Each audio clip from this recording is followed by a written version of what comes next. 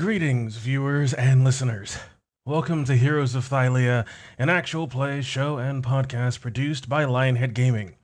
This production is the Lionhead Gaming version of Odyssey of the Dragon Lords, an epic 1 to 20 adventure book for D&D 5th edition, created by Arcanum Worlds. A blend of classic high fantasy with Greek mythology to create an epic saga of an adventure, combined with my own changes to create something unique and wonderful that I hope both you and my excellent cast of close friends enjoy. And so, with that, I want to let the cast reintroduce themselves and their characters. Hello, I'm Brendan, he, him, and I play Sophia, the Stygian philosophy wizard. We are all just pawns in a game of which we do not understand the rules. Hi, I'm Nikki, they, them, and I play Imperia, the nymph Amazonian ranger. Dragons. They're just such awe-inspiring creatures. I'm Mel, she, her, and I play Nyx, the nymph prophecy cleric. I've spent centuries asking questions, and the only ones who have ever answered me are the stars. Hey, how's it going? I'm Peter, my pronouns are he, him, and I play Trace, the human hoplite fighter. Remember what has been lost. Fight for what hasn't been. Excellent. And now, with that, it is time for us to begin with a recap from the one and only Nikki. Last time on Heroes of Thylea, our beleaguered adventurers were accosted by their formerly friendly hosts. One of them decided that Nyx was better served as, well, a permanent companion. She was awfully clingy. And tried to keep her new pet rather than allowing us to move on. This, of course, resulted in a bit of a, well, disagreement between the denizens of this strange forest-like cave and our adventurers. Though some seemed reluctant, and one, our dear Thylea, actually stood against the power of this dryad commanding them. And this naiad commanding them, and his fellow dryads retreated into their trees. The fight was on the brief side, the chosen ones showing their status, why they were chosen.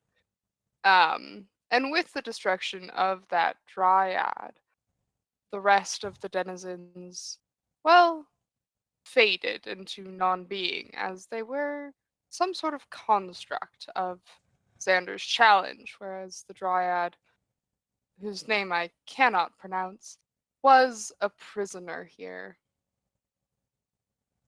Thus, Imperia finds a boyfriend and loses him in the matter of a couple of hours. After this adventure, our chosen heroes decided to try to explore the depths of the pool that Nymph had been asking the Dryad about. And Imperia uses her swimming talent to swim down into the pool, only to find that the two are connected, and in between them was a bit of a, well, graveyard, as it were, that had many skeletons, but also some interesting items. She scooped up as much as she could carry of different items and potions, and then also grabbed what appeared to have been the key. Emerging from the pool, having left her armor and weapons on the shore like an idiot, Imperia was greeted by the sound and sight of, well, a herd of ferocious-looking Puritans diving in to attack. Unfortunately, none of Imperia's companions could see the Puritans. Correctly guessing that the Puritans were after that key, Impheria threw it to her most armored companion, sorry for throwing you under the bus, Atreus, and dove back into the pool to make her way over to the other side to grab her armor and weapons again. Thus ensued another fight, our already weary heroes having to jump back into combat, this time with foes that were invisible for some the entire time, for only part of the time for others. Eventually, though, after Atreus had been carried away a little bit, Nyx had the thought to tell Atreus to throw the key, because then maybe the Puritans wouldn't target him so much. Key was thrown, and much to some of the companions' displeasure, one of the Puritans scooped it up, swallowed it, and turned into an even bigger Puritan. And that is where we left our heroes, staring down this new monstrosity, wondering how on earth are we going to get out of this one? Very, very well said. Very well said. As with that, your mythic inspiration resets and is set to 2.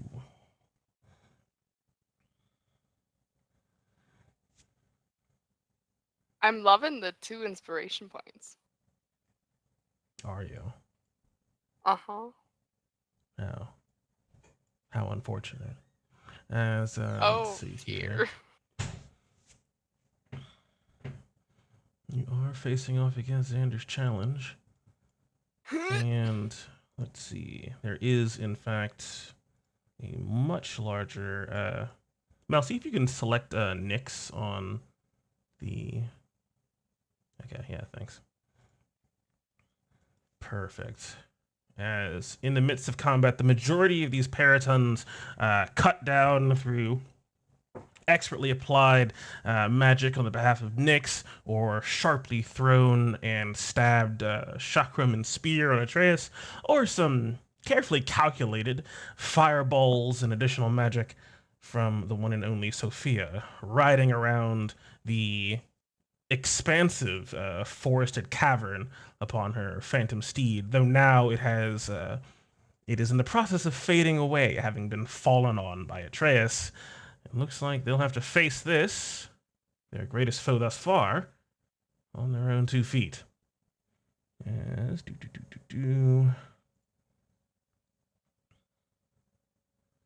we come back into it. Only a few Paratons remaining, looks like. Just one? Just the one alpha, who's probably gonna die, but that's fine. And also the brand new, wonderful, massive, monstrous Paraton.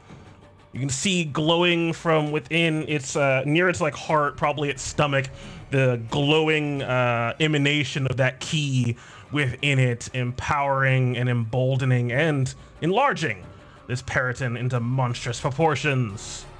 As it looks like, if that was the Paraton Alpha, I think we're coming to the top of initiative based on where we had it last.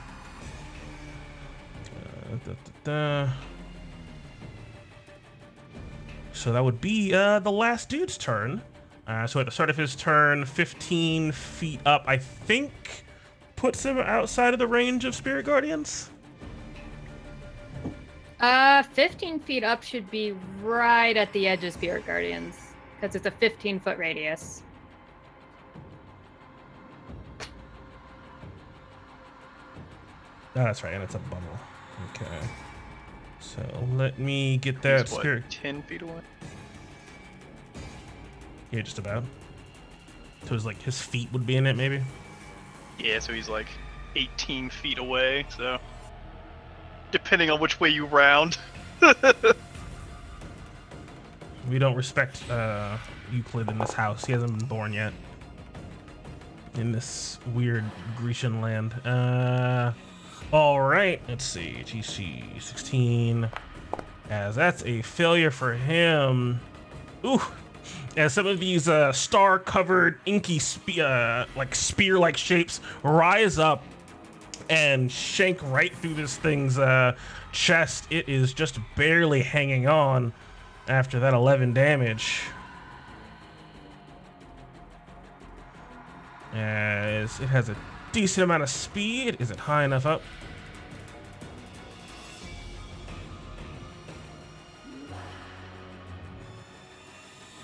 It is not. So it is going to break away from the Spirit Guardians.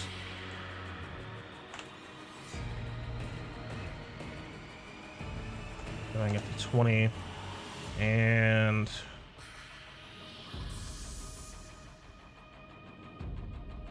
with the remainder of its movement, fly over and down to the one and only Inferior.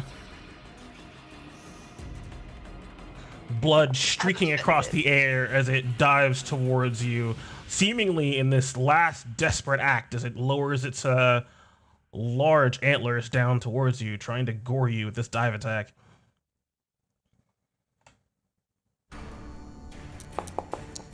Ooh. 19 to hit. Wait, do I have my bracers on? Have I used all my braces? I have not used all my bracer reflection. Let me think about this for half a second. What did we say my AC was at without my armor on? 14? 15? Whatever your dex mod is. It's what? 14. It's like 10 plus your dex mod? Yeah, so it'd be 14.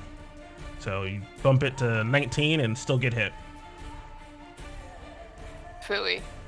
Okay, I get hit.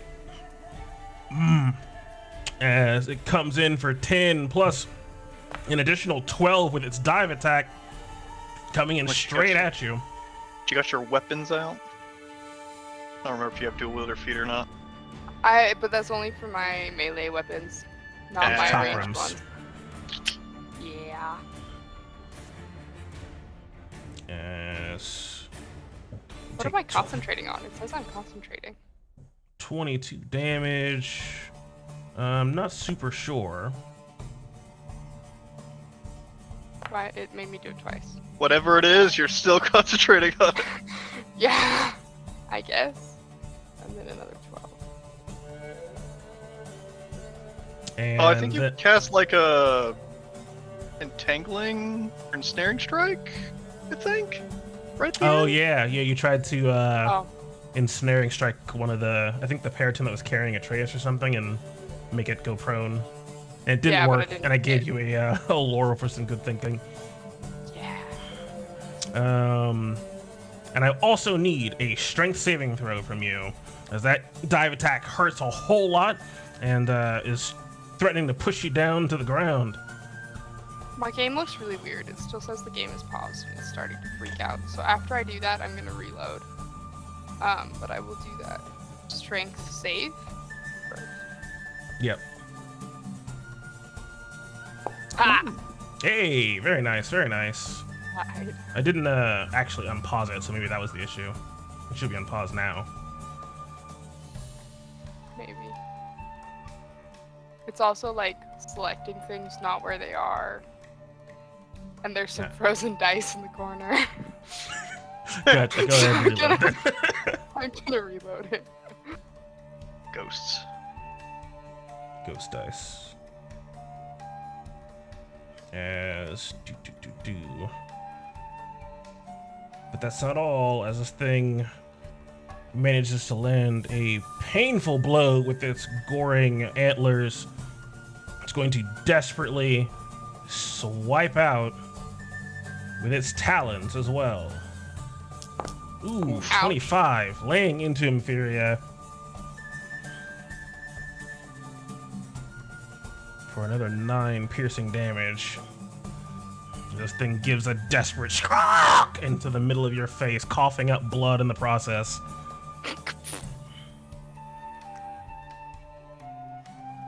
That wasn't very Yes. nice. It was not. Perhaps you can return the favor as we come to the top of initiative with Inferior. Okay. Ibis is actually going to go first and rain pinions on this duder.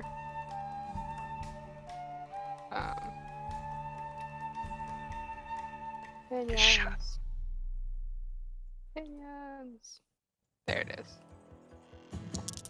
Ha. Noise. Die. Ooh, it has Ibis take out this last Periton Alpha. Ibis gives an angry screech at anyone daring to so hurt his human, and then just like extra angry rains iron down at this Alpha Puritan and turns it into a pincushion. Just full of these large metal spikes, the thing collapses down onto the ground in a heap. And then Imperia is going to launch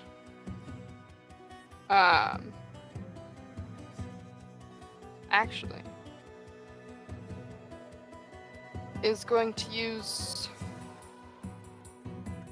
her bonus action to cast Hunter's Mark on Monstrous Puritan. And then is going to launch chakrams at him. Yeah. All right.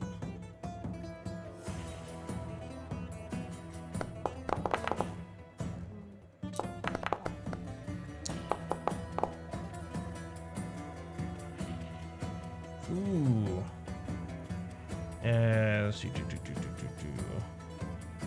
I'll use that. As all three of those will soundly connect. Ta-da!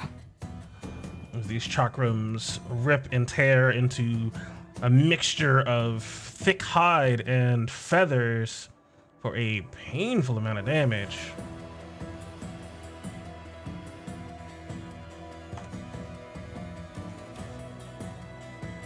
$17 and 14 more. This thing sort of throws its wings back to its sides, out in a bit of pain, looking over to you, Infuriae. A deep guttural roar mixed with a bird cry, a strange and horrifying monstrosity. It seems like you have pulled its ire. Imperia is going to use the rest of her turn to move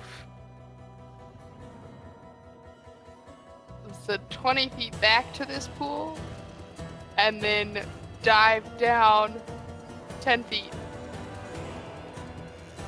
Ooh, very nice. We are hiding in the water, y'all.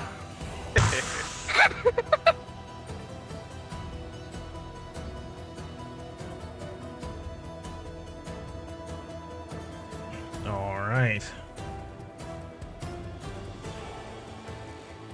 As at the end of your turn, this thing whipping itself around, frustrated and launching itself up into the air just a bit as it's going to lash out at its talons at Atreus.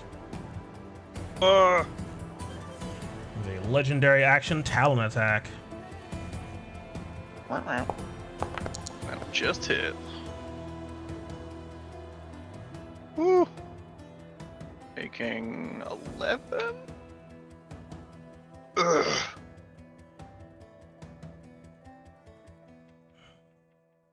Yes. Where is Sophia?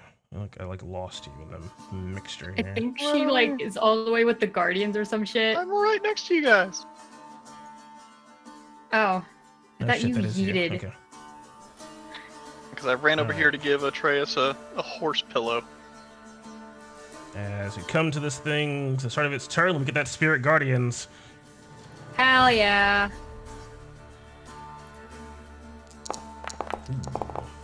Very nice. At the start of its turn, you can see its wings sort of spread out a bit, and all of the feathers within the inside of its wings darken immediately into this dark black color. But as it's happening, these spears from the Spirit Guardians lance up into it, But this thing is able to keep itself at bay away from this spiky and burgeoning magic, only taking half of that radiant damage.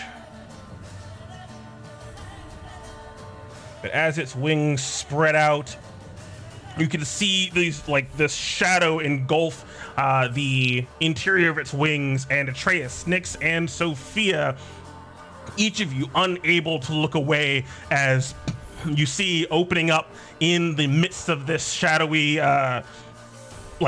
abyss, a single red eye in each wing, this almost threatening display as it is going to call upon a bit of its own strange abilities and try to inflict a curse upon you, as I need all three of you to give me some wisdom saving throws. Oh, baby.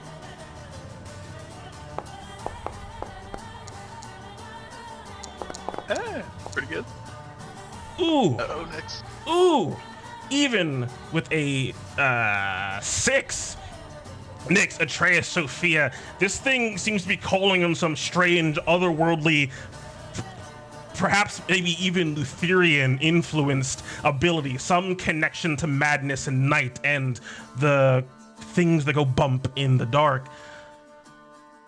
You all have faced far worse than this, and you are able to easily shrug this effect off and find yourself immune to it for the next 24 hours. As it seems to almost, with personality, look back down towards Atreus and Nyx, hoping to see you almost reveling away in fear, and seeing you stalwart champions against it. It does not seem pleased about that. Oh, yeah. As that is its action for the turn. As Nyx. Nyx is going to start with her bonus action to move her spiritual weapon to attack the beast. As I'm just going to click the thing. Yeah. Damn, that one. Whew. That spear Fuck. goes Oof. a bit too high, dancing between the very large and painful looking antlers. Alright then, as I'm going to then use my action to...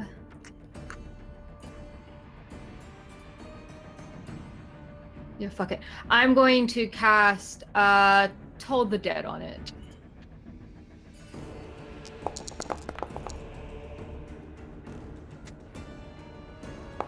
Oof. Oh, god damn it!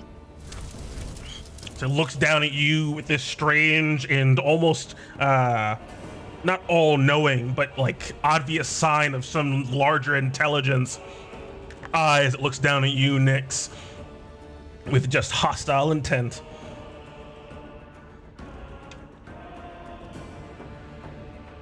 Alright, that's fine by me. And then Nyx is going to just reposition herself. Go over there. Just this way. Yeah, that'll be it for me. I would say there, not enough of the Periton is in for a start of the turn effect. Okay, then it's just That's right behind Atreus. That's fine. That's it for me. Sophia. Oh, balls.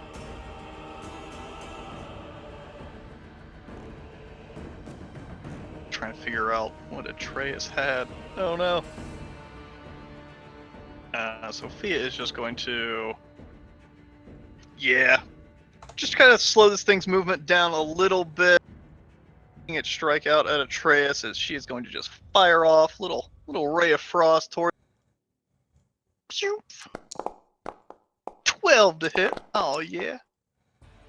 This thing, a large target and seemingly not very quick on its feet, but a 12 soundly connects with it and seems to rebuff off.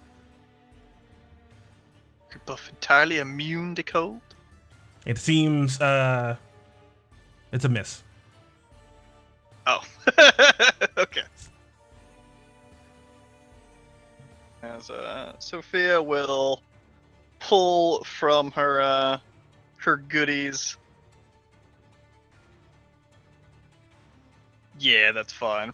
Pull from her goodies a potion, as she will put it on the ground, just slide it over to Atreus, as just landing on the ground behind him.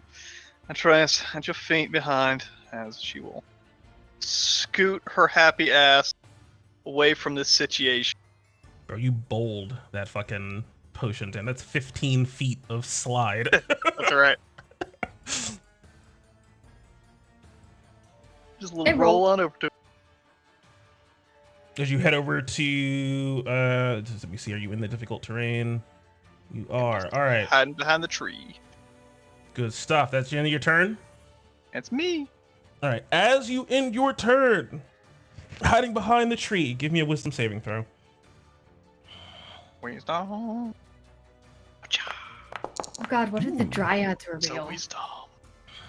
Very nice. As you're sort of, are you actually like sort of like leaning against the tree, or like sort of just taking cover in the roots? I'm taking cover behind the trunk, so just standing there with the trunk in front of me, looking around it. Okay, give me a perception check. Yeah, give me a perception check. Let me see if you notice. No. 17. All right, as you come to a rest beneath this tree and sort of peeking out to see how the situation's going with the fight, you come back into cover and you notice just on your strange sort of dark clothing this very light sort of sparkling substance. You notice just ever so softly, it almost seems to be flowing, or like this strange sort of glitter seems to be falling away from this tree. Strange. That's all you notice as it comes to Atreus. As Atreus will stab outward, taking notice of Sophia's words, but trying to stab into this creature now that Nyx is right behind him. Need to fend it off from her. Stab, stab, motherfucker! Where are your weapons? What? Cha! Ooh, 24, a sound hit.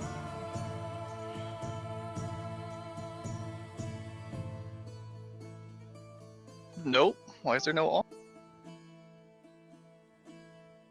There we go. An extra 4 radiant damage.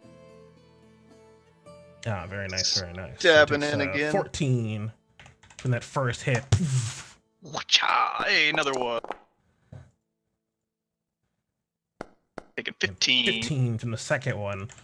As this That's thing 15 will- weathers these blows, and you notice as you pull your spear out the second time, like just a massive arterial spray, as this thing is now covered in its own blood and seems heartily wounded, but a very dangerous creature nonetheless.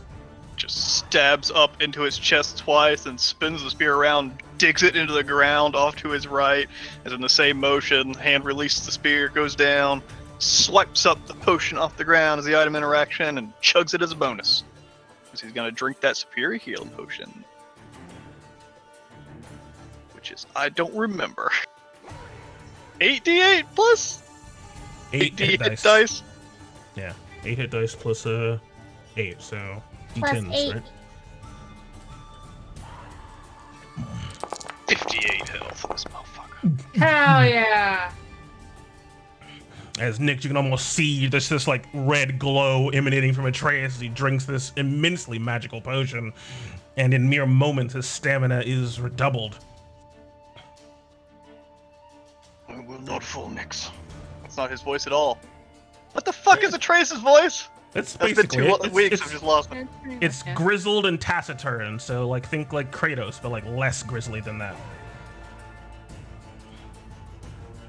Short to the point.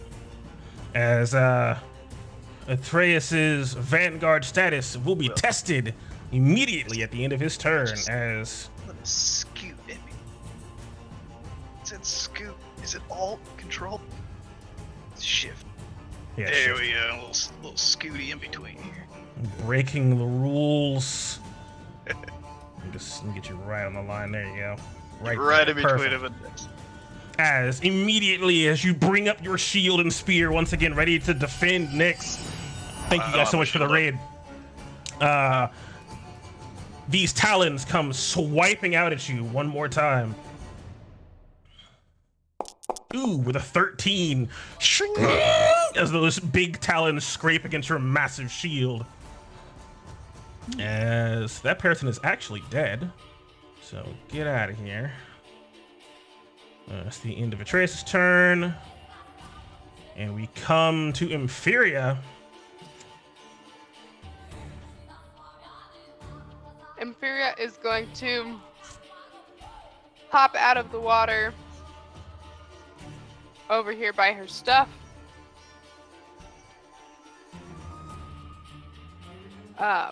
Scoop. She grabbed a healing potion out of the stash in the water, right?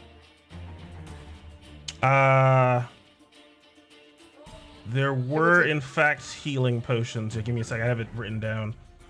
Okay, cool. So I think I might have written it down too, but I might not have had time. Yeah, you did kind of immediately come under attack. Yeah, the problem was I made 2 different potion things, but where is it?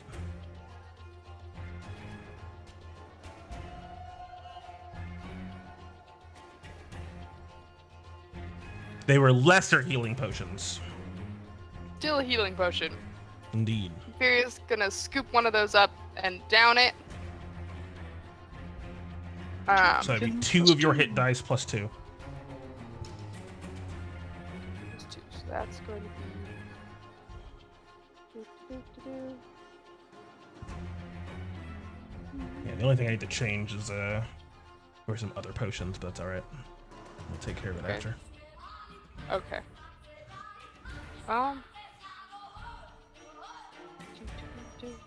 Sorry, I'm rolling dice. I promise. Did I do that right?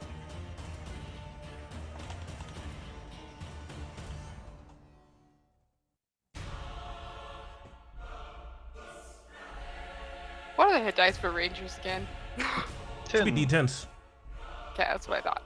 Right, I I just always wanted make a to. guess I wanted to myself on that tell one. me on my character sheet because I never remember. I know, right? Hey.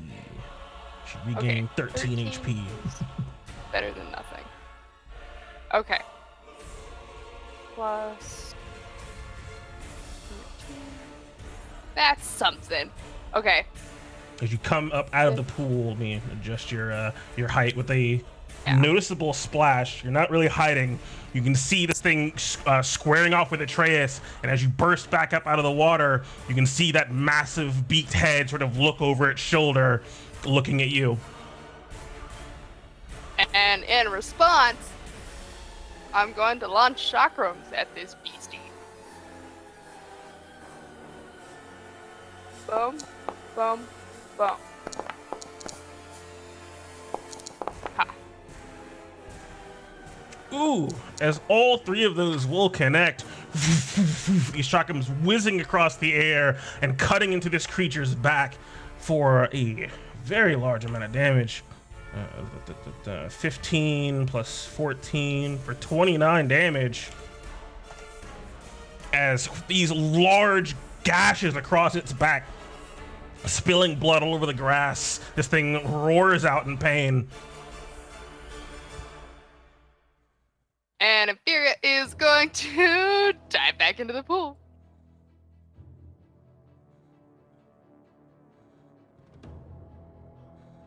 And Ibis is going to... Oh, Ibis might have... charge. I hadn't thought about that. He does have that charge. Oh, but it's... Never mind. Ibis is going to rain pinions.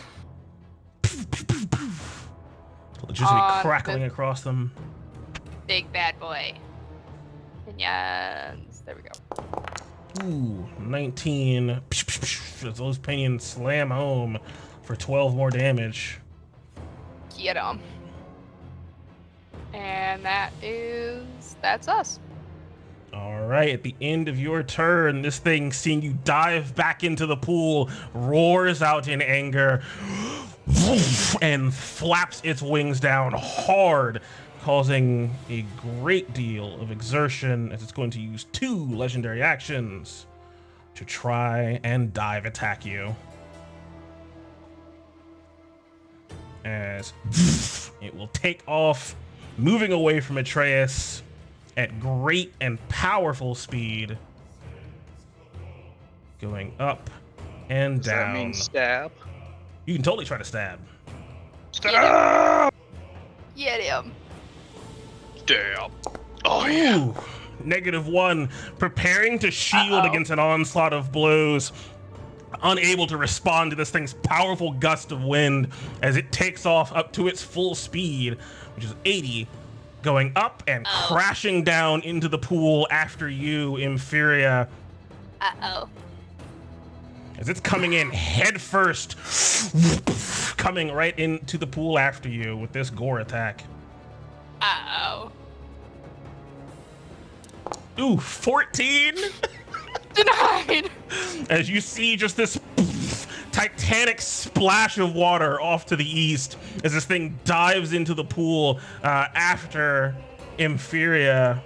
So it'll also be now 10 feet down in the water with you. And there is just almost this, if you were closer in the water itself, you could hear the sound of these bracers coming together and rebuffing this blow at the last moment, with it a great deal of pain right behind it.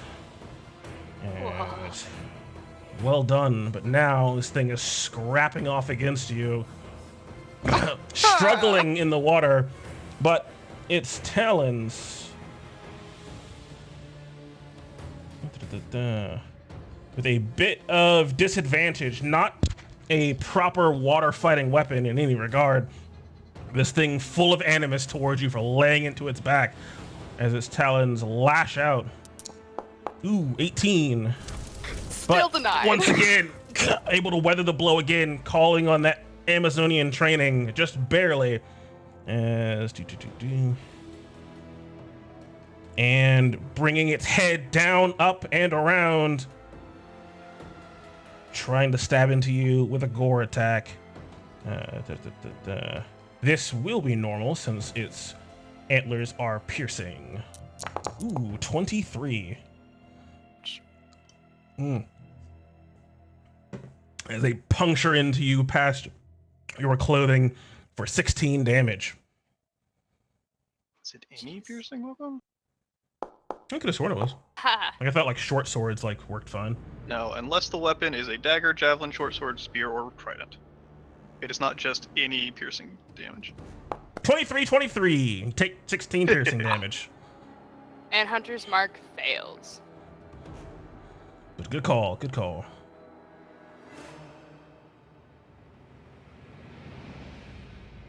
As the thrashing of water continues up to the east, Nyx, it comes to you.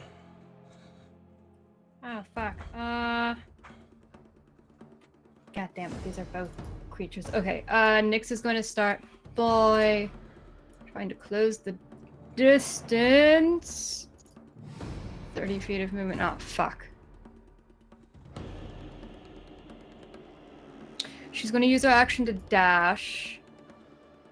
Get herself more towards the edge. And then she is going to use her bonus action to recast Spiritual Weapon to attack the creature in the water. Where is my Spiritual Weapon? And you know what? Let's upcast it. Let's cast it at 3rd level. Give it a little extra punch, please. It's every other level for a spiritual weapon. You gotta do 4. So, oh, okay. I will do it at 4th because I also have that.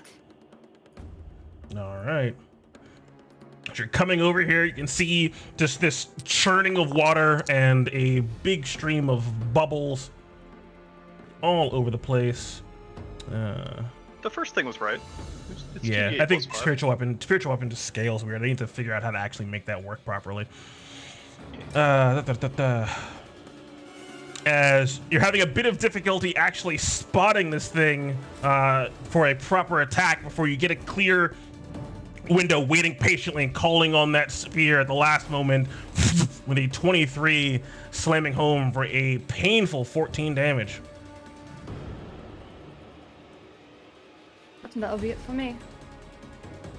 This thing continues to fight and struggle, and in these closing moments continues to lash out at Inferior, wrestling with this thing beneath the water as its legendary actions reset thanks to its turn. It lays into you with its talons with disadvantage. For that, Nyx, I think you might not have had a dash, because I think I'm still making you fly? Am I concentrating on anything else? Didn't you? I don't think I I've thought you cast another... dropped her. Yeah, I thought you dropped it, like at the end of the last combat. Because it lasts 10 minutes. But why would Sophia be concentrating on it for? Because I think you sat down Let's to fly look at around. the items and stuff. Yeah, You started taking your short rest. Okay. Yeah. That makes yeah, we started Okay. taking a short rest, so I wouldn't have it anymore. Yeah. I'll take off my concentration. I was just trying to figure out what the fuck am I still concentrating on. That's the answer. You're not. Yeah, it's like 13 is not going to do it. As more water splashes up out of the pool, Sophia. Stop. So it's like down in the water. I cannot see it from here. You cannot see it from here. You obviously know where it is, but yeah, you cannot see it from where you are at. Yeah, and strange, weird powder stuff sprinkling down on me. I'm gonna get away from this tree. Just shooting on over here as a. Not exact. I mean, I know what's going on. This thing's hunting after Inferi in the water, but there's not much I can do about it. I'm just going to just hold a little action to yeah, just shoot out a little chill touch if this thing reemerges if I can see it. All right, good stuff. Come to Atreus.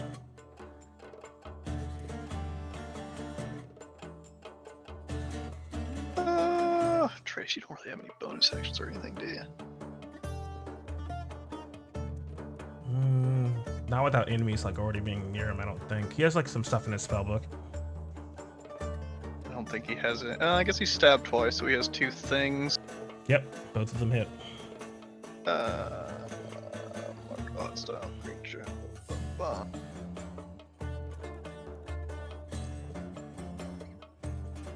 Yeah, okay. As Atreus is gonna charge in after Beast, as he's just going to his ass into the water, just like hit, splashing down right on top of this thing.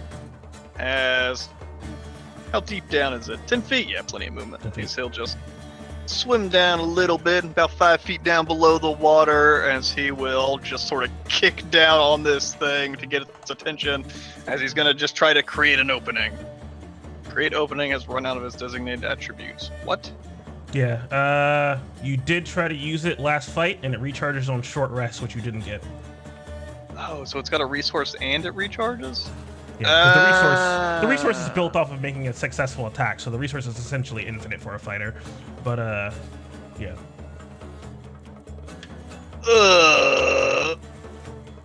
He's got the other bonus things. Bonus action. He uses 2 and he gains +2 to AC. Then Yeah, shield of sides.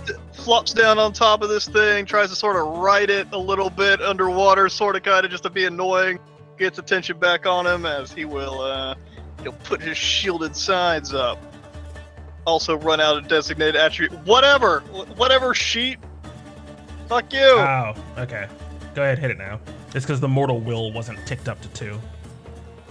No available uses remaining. I haven't used it yet here. There we See, there you go. Because he set it up so it actually pulls from his mortal will tracker thing on the attribute page. Yeah, okay. Well, there you go. Putting up his shield, trying to defend himself, but also just being a nuisance behind this thing. So that's him. Yeah, +2 to his AC and Dex saving throws until the end of his next turn, so he'll have a decent amount of AC for a little bit. as he'll need it as crashing into the water, this thing laying into Inferior and now beset by Atreus is going to sort of awkwardly flop and flip itself a bit around, thrashing out with its other set of talons towards Atreus. But now pulling that legendary action away from Inferior. Hey. As an 11, not going to do it.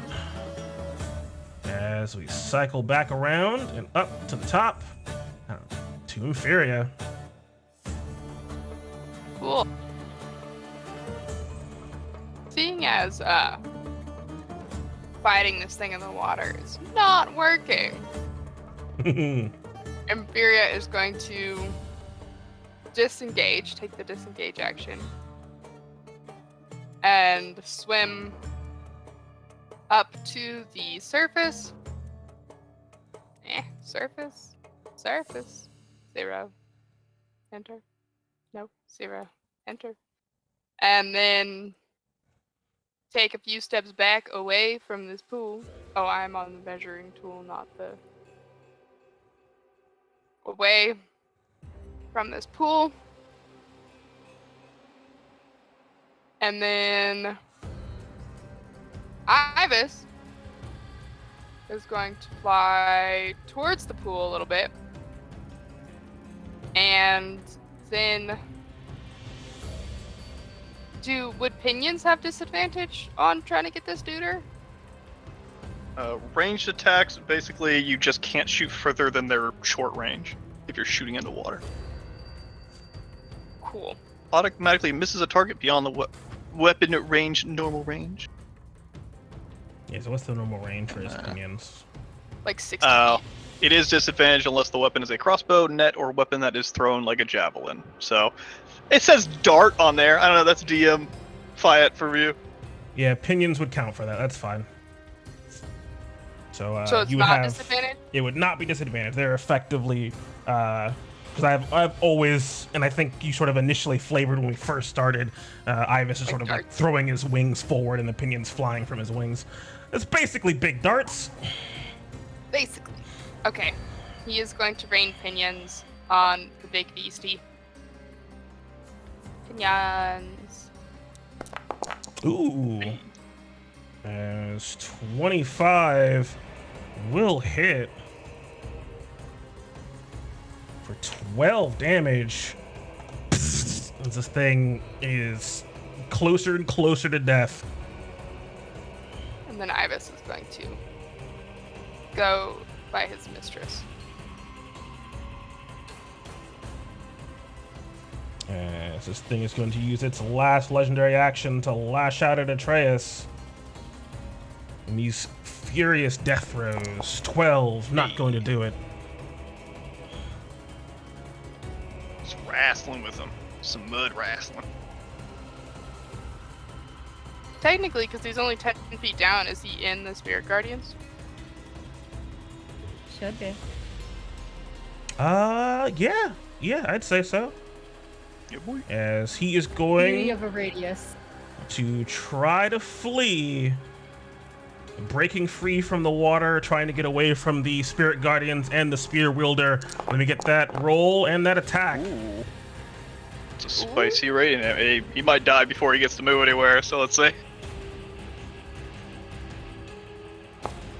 Oof. Oh. Ah! I hate this thing! Still taking 8. As he will hang on from that half damage. Just Spear barely. comes in. Spear! For 9 damage. Yeah. As this thing breaks the surface of the water and is scrawling out, wings trying to clear themselves, trying to gain flight, as Atreus able to stab up out and into this thing and inflict this final blow Yeah, get it. as the wings flap back and it collapses back into the water, Get him. floating upon its surface for a few moments before it slowly starts to sink. As we are out of combat. Spirit is going to come over to where Yeah. her weapons and armor and shit is and put it all back on. Nyx is gonna try to grab a wing of Burb because it has something we need. Infuriate Ooh. can swim down and get it. Don't bother. Nyx, don't bother. I can go get it out of the water. Oh, fine. She's just gonna let it sink. Blood spilling out all throughout the pool, just filling up the This is going to be surface gross. as it starts to sink. Actually, before putting armor and everything on, Infuria's gonna dive down with her dagger and remove the key a little bit less gently than might otherwise be wise. Just anger. Splitting this thing open with a bit of an angry stab and grit teeth. Give me a second. How much XP are you worth again?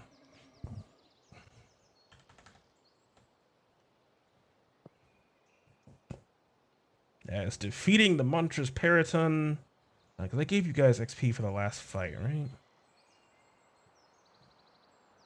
I believe so. But for the big boy. You gave us some experience, but I don't know if it was fight experience or other thing experience. Oh, you know what? It was for the dryads. For defeating Undine.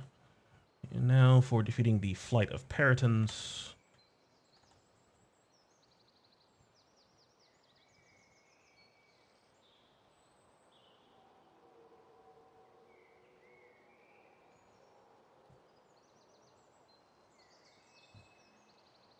Spicy. Ooh, look at all that XP. So much. Ew.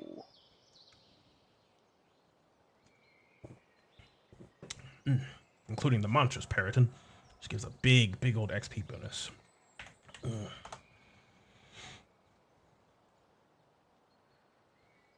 Well, that was riveting, wasn't it?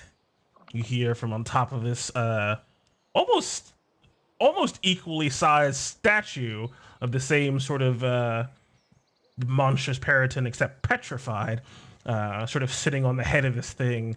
Kira, the goddess of music, chronicling your adventure, sort of signs off on a section of her scroll before rolling it up.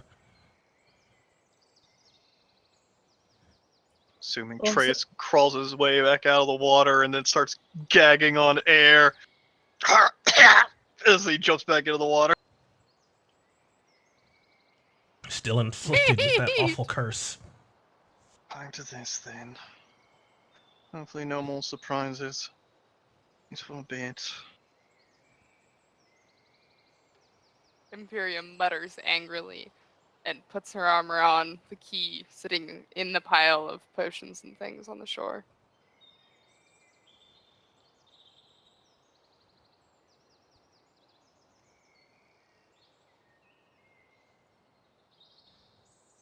Yeah, sort of going down after the sort of quickly sinking monstrous Periton and cutting it open, grabbing the glowing keystone out of it.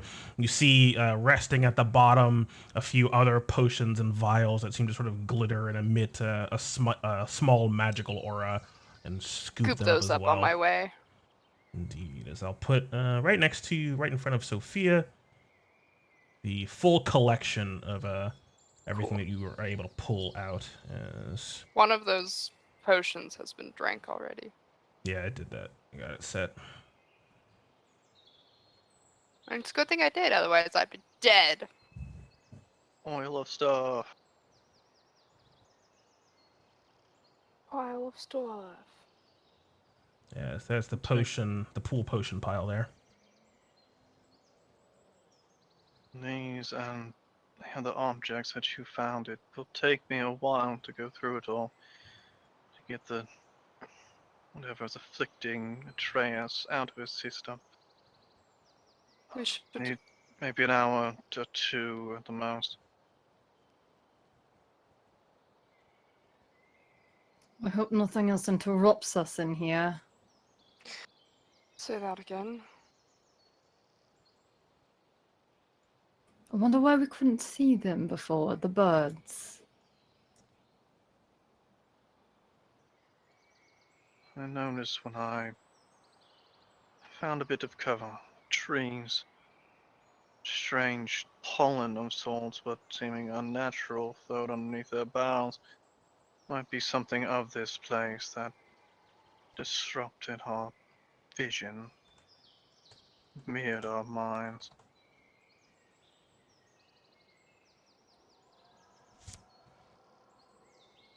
So then the whole place is also working against us. Lovely. Ooh. Can I take the oil of sharpness? As soon as we figure out what the fuck it is. That's valid. I just was reading it. Yeah. No, I need it for my book. I need to make my book sharp.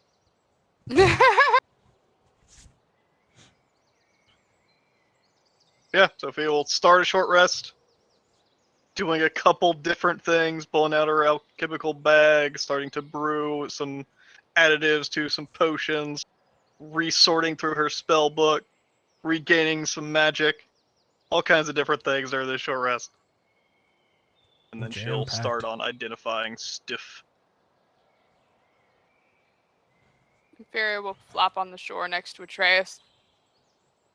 Sorry about throwing you under the bus there, only I didn't have any armor on. What's a bus? Throwing you under the wagon. I made it out alive. Not everyone would have been the same. It was a good decision.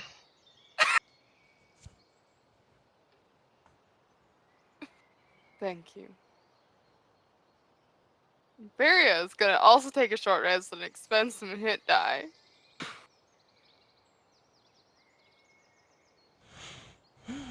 Yeah, you guys just sort of checking around you, making sure nothing seems to be moving. And strangely enough, you sort of finally get yourselves acclimated. There's no strange sound, just this persistent sort of nature backtrack almost. Like you're going through like a really upscale sort of zoo. And you see all the little terrariums and stuff, and they sort of play this, oh, hey, you're in the jungle sort of sound. And that seems to sort of be present. And, you know, you hear the sounds of birds, but you don't see them flying between the trees.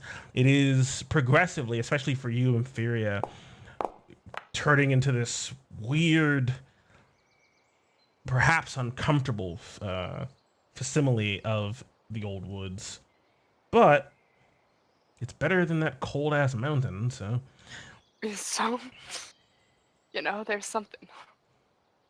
But nothing seems to disturb you.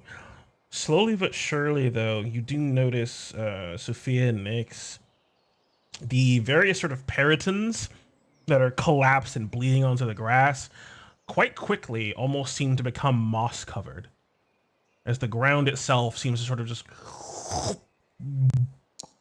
grow them into like these sort of moss covered like pimples on the soil, just quickly growing over them and slowly but surely sinking down over the course of quite a bit of time. It just seems to sort of start because your short rests are only like 15 minutes, 10 minutes. Yeah. But it seems like the beginning process of some strange magical recycling quickly sets into motion. Leaves no trace behind. So anybody else that comes through will have no idea what the others had gone through.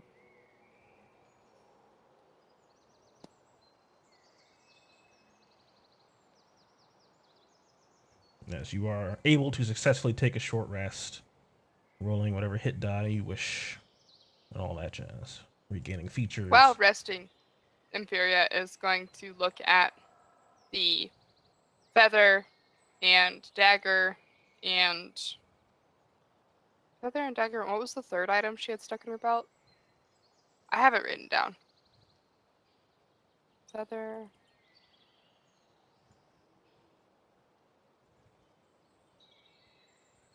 I don't have it written down. I totally wrote it down. It's a talisman. A strange sort of hardened and treated wood that seems to be softly adorned with what looks to be a bit of living moss and an array of small, sort of polished mineral stones. A very, very nice piece of craftsmanship, reminiscent to you, Inferior, of dryad wood shaping. Interesting.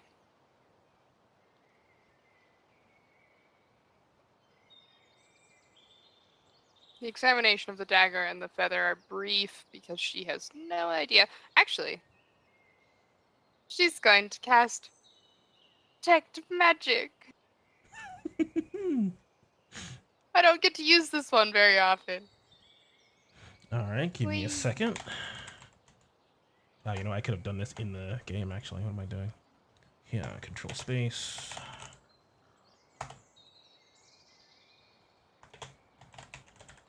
Am I a big dum-dum?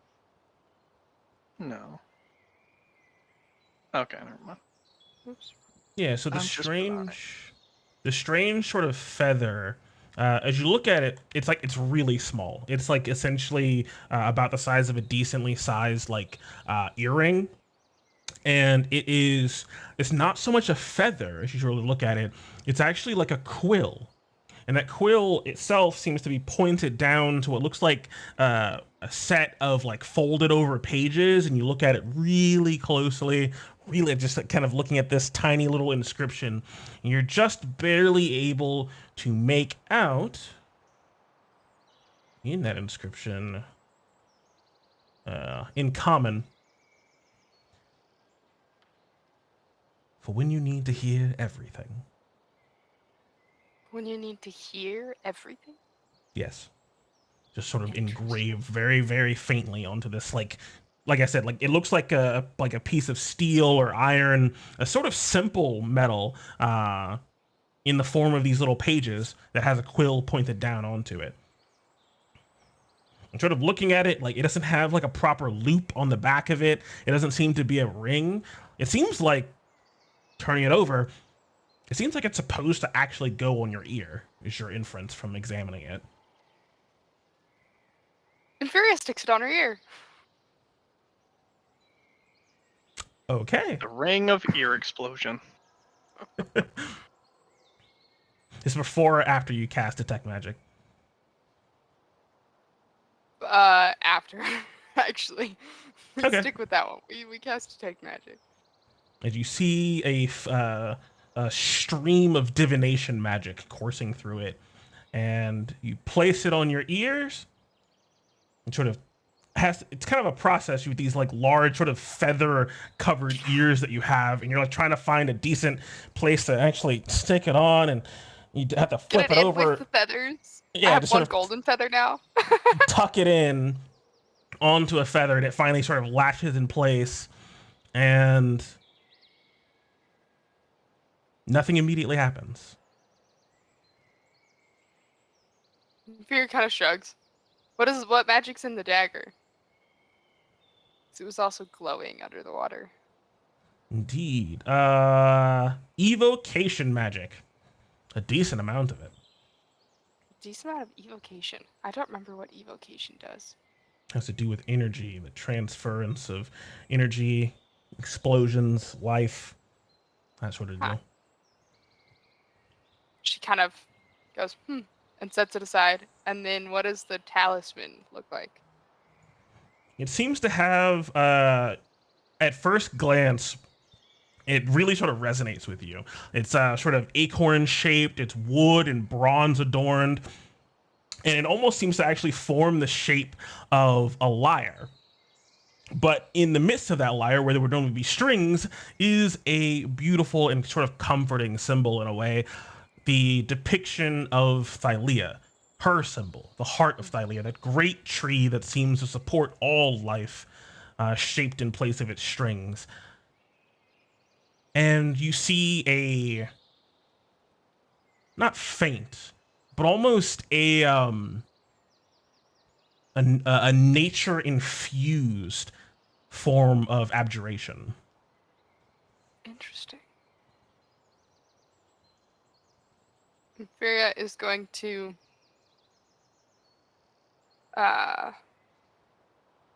probably right as we're finishing our short rest. Actually, not yet. She's gonna wait. For now, she's gonna kind of tuck it into her armor, kind of in front of her heart.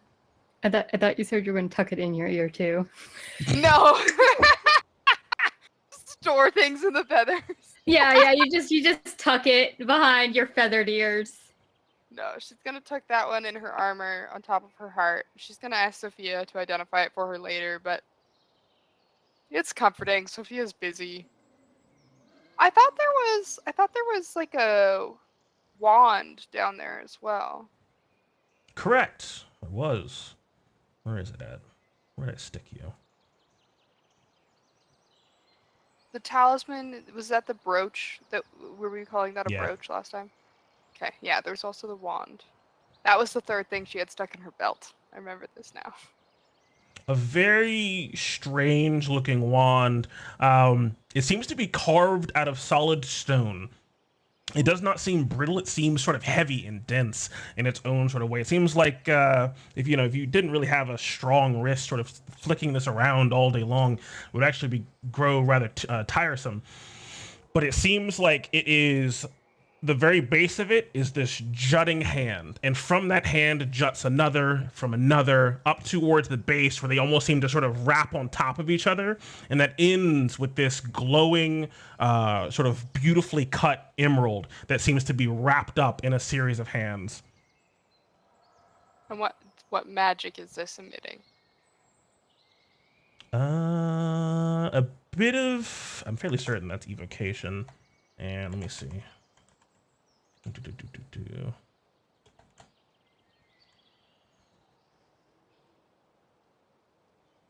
seems to be emitting evocation and transmutation magic. Let me double check the evocation.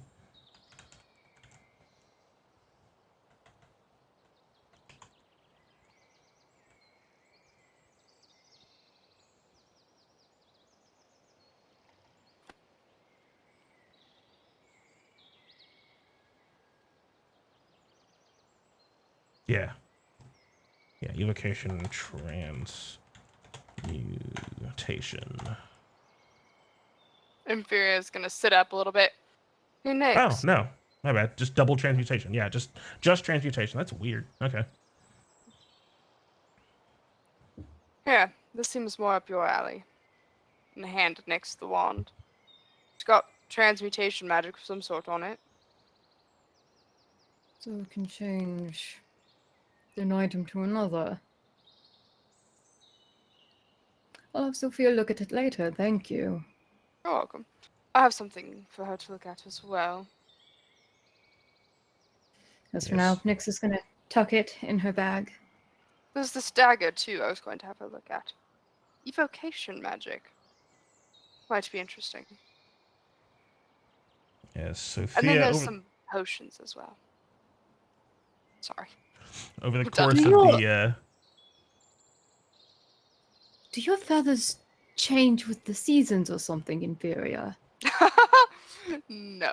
The gold one was something I found in the pool. I'm wondering what it does. It says something about being able to hear everything. I figure it's some sort of enchantment or enhancement, or I don't know.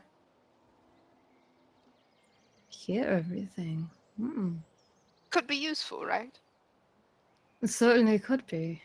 It's got divination magic in it. Well, you might be able to hear many things if that was the case.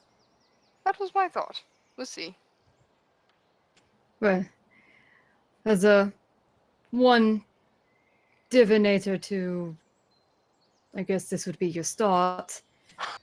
It's all right to be confused the first time. Makes sense.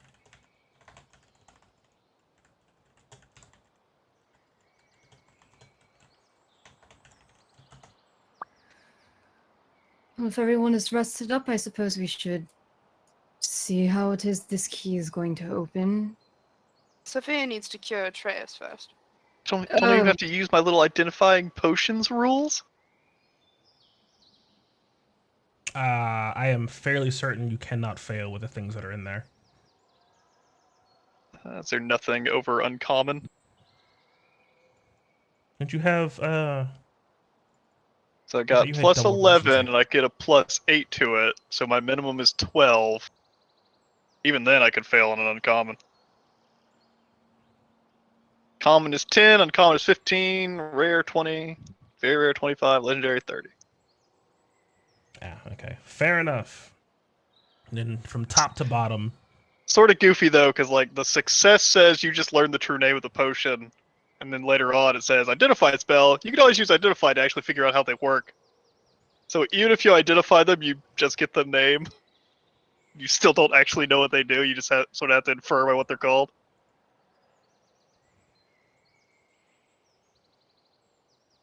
I am inclined to move them to an obsolete rule.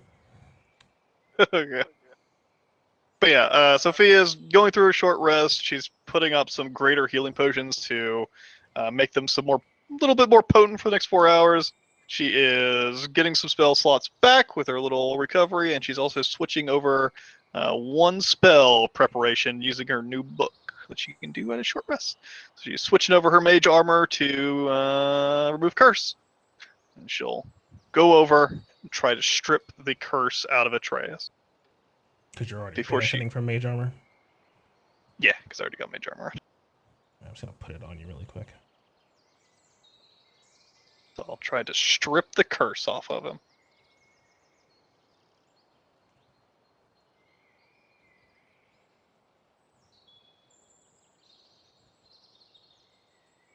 Do I need to roll? Can I strip it off? Using remove curse. Yeah. No, that should be a one and done. Nice. Put my hand on Atreus, who's like half submerged underwater, like his face is still like an inch underwater so he can breathe. Put it on his shoulder, and gray magic swirled around my hand as I just strip out the gray magic that seems to pull along with it whatever the strange curse is. Is it just dispels? And he can breathe again. And now I'll go back to doing my stuff. So let me take the next like minute to sniff these potions. Let's see what I get. I can just press the button. Let's see. Sharpness. Is it rarer than rare? It is. It is in fact very rare. Let's see if my D8 does it. Hey! Hey. See a little bit of knowledge from my satchel, able to identify. Gritter's easy peasy. Spell power. Maybe.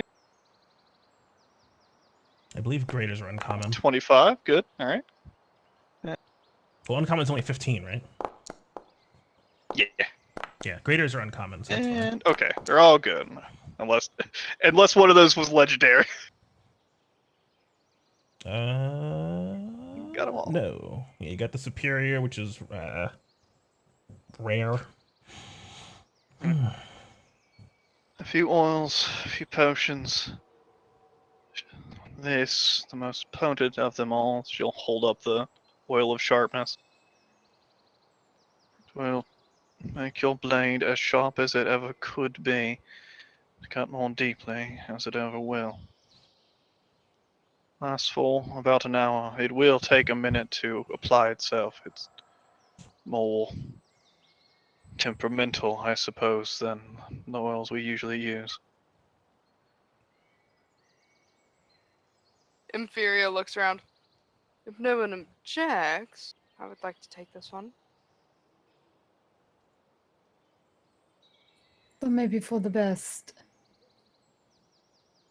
I think I'm already getting in trouble with slathering oil on my sentient weapon enough. There's lawsuits already It's not- involved. I shouldn't do it anymore.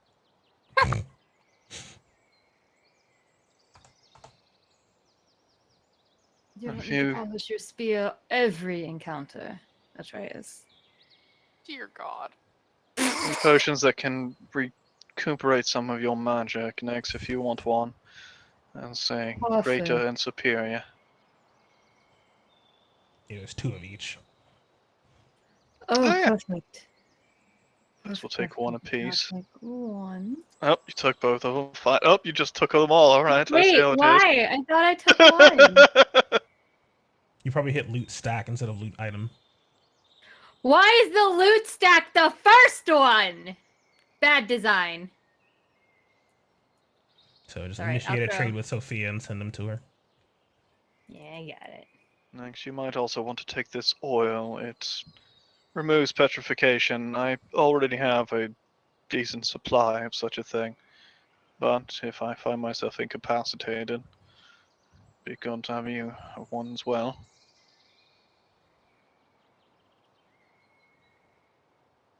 Thank y'all. Yeah, that's a healing potion if you want to give it to Ivis for emergencies. I think Ivis already is carrying a potion of. What healing potions do I have? Greater healing. Would you like me to trade it out? Oh, I have a Nyx decent took it. supplies of healing potions on me. I don't need a lesser. So I'll let you in a bit of a dire way. I don't know what your supplies are looking like. I have a potion of greater healing on me, and Ivis has one. But it looks like Take the Nyx. lesser. Looks like Nyx already took it. Oh, I There's took 2 more. one. Oh, Yeah. there's only one. There were 4 total because you rolled a d6 and got a 4 for it. Ah, You used 1, so. should I take both of them or just the one? I've got a Does decent Ivis amount. have one in him? He has one of greater healing. The fuck are my potions? Oh, I was looking at Atreus. Okay. Atreus got a big old stack of them. Let me see. Let me see how my potions. Oh yeah, no, I'm good. I'm good on potions. I should be fine. Okay, then I'll take both of them. Next, take the Willow Shade Oil, and I'll take the Guarded Respite, just in case. All right. Those other items, that was quicker than I thought. Since it would only take me like 11 minutes so far to do all this. If you'd like me to identify those other items. Sure. Yes. Start with the dagger and Nyx's wand, and Imperia pulls out the brooch. This talisman. Yeah. I'm gonna take this opportunity to test out my new tools that I got relatively recently. To Oh. diddle around with magic a bit, as I'll test my knowledge on these things without relying on the identify spell work. If I just can't figure it out, then I'll ritual up some identify. But Calling on your Arcanist tools. Yeah, you sort of yeah. unpack and unfurl the stuff that Davos's cousin, Zorin. Slip on my gloves, put on my little glasses, lay out a little piece of paper that's got weird arcane scribblings on it. Yeah, this Lay them this down on one per time. set of Arcanist tools seems very, very well made. Your experience is both in, learning at the academy in Mitros, and your experience with your family and their connection to the arcane and the magical mysteries and things like that. These tools come in a host of different shapes and sizes with different equipment, depending on sometimes particular school focuses and stuff like that. But these ones seem very, not gaudy, but just very high end. Like your associate spared no expense with the set that she looks like partially at least helped make. You'd recognize a couple of those strange essence holding spheres as a component of this, allowing you to harvest strange energies from the creatures you encounter. Yeah. Flip on my And- goggles, start to calibrate them a little bit, run my hands along these things, see how long it takes for me to figure them out. I will say one final bit. You do also notice a small note in there as well in the tools. Mm-hmm. A simple Kisses. message It does. Not necessarily kisses, but a simple message wishing you luck with your challenge and hoping that you can bring back something interesting. XOXO. XOXO. Putting on the tools and slapping down the goggles immediately as you affix these goggles, you sort of get this rush of information as everything around you seems to course with a bit of magic. From the ground to the air to the, like, yeah, you said your hood? Turn on my HUD. Yeah. You turn on your HUD and just looking all around you. The trees themselves seem to be lightly infused with magic, but it seems like every single tree in this place has this coursing ley line of energy running through it. As quite quickly you're able to identify illusion magic coursing through all of them, and through the air ever so slightly you see just a glittering pattern of that strange sort of pollen floating through the air, and just the trail of illusory magic following quickly after it. How quickly? Are we talking instant, or are we talking like a minute of like checking the area out? I would say is this just always on detect magic goggles, or are they a little bit more limited to that? They are a bit more limited than that. I'm sort of compressing things for the sake of flavor, because what you're seeing that there's magic quickly, like the moment you sort of put the goggles on, the amount of magic in here is pervasive and sort of almost an instant response. But identifying the school and having this thing sort of tune and filter things out as you sort of get yourself acclimated to their innate magic takes a bit of time. It takes about a minute or so before you're really able to sort of identify and pick out schools. But you do see there is magic everywhere. But that's you wager that's a component of the environment more than the tools themselves. They're not that finely tuned. So dagger first is what I heard. Dagger first. I'm gonna Arcana check it. Indeed. Using your Arcanist tools, which do not have a bonus. Yeah. Not alchemying. What did I roll? Hey, 25. 25. Sort of taking a few moments, you can see quite easily and sort of feel as you graze the surface of the dagger, the length of it, with these gloves. There is a lot of evocation magic coursing through this dagger, and it seems like there is this sort of almost like clarity and almost like sunrise or sunshine sort of feeling to it.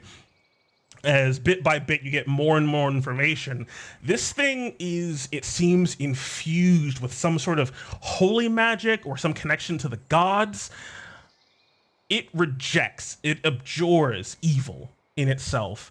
And you quickly realize if you were an evil creature, something that truly held malice in your heart, you could not even really hold this dagger, or let alone attune to it. Looking along its length, its blade seems to be comprised of this ivory or bone-like material that slowly but surely lets off these little blue wisps of flame, large, big sort of wings flaring out from the base of its handle. And after about a few minutes, you sort of put together all the different disconnected pieces that you're pulling with these tools and are able to sort of comprise a proper identification of it. As you find the Seraphim's Stiletto. A potent magical dagger that seems to have an explicit purpose to it. As the dagger itself seems to be comprised of unicorn horn, renowned for its healing magic, and something that Infuria and I suppose Sophia, you would both know is a very rare component to pull upon. As this magic dagger has within it a pool of 20 hit points that replenish daily with the sun's rising. And as an action, you can touch this dagger to a creature you can see within 5 feet of you, call upon its command word, and restore a number of hit points to that creature from the pool up to the maximum amount remaining in it, functioning much like Lay on Hands. However, if you hit an undead creature with a melee attack using this dagger, you can pump all of that healing magic into that attack as a part of it. And when you do so, deal extra radiant damage equal to twice the number of hit points you expend. Oh, whoa. Dagger filled with radiant magic, able to mend wounds if handled carefully, or strike into undead quite abrasively.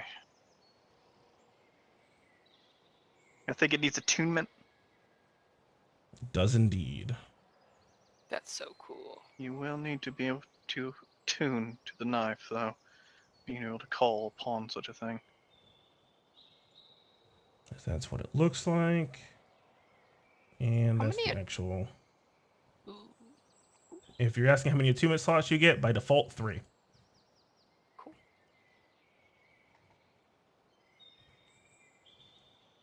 You also have to have a certain outlook on life to be able to wield such a thing.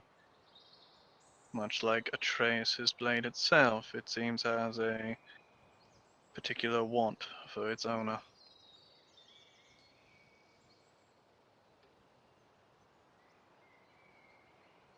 Did I have to attune to the Fang of Rika? What kind of want is that exactly? Hard to explain into exact details, but it is filled with light of radiance, that which seeks good, it seems, meant for clergymen, meant for those who wish to seek a better world. If you use it for selfish means, I doubt it would work.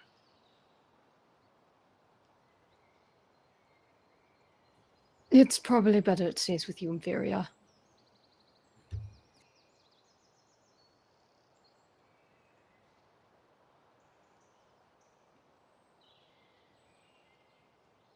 Kind of depends on what the talisman is and what this earpiece. Tell me the rest and I will see. All right. Talisman next. Bloop. Hey, Are you also even better. that's really easy with this. Are you also letting Sophia take a look at the wand? Yeah. Okay, I'll pull that up too. Okay, good. Talisman. Yeah, immediately taking a look at this wooden bronze.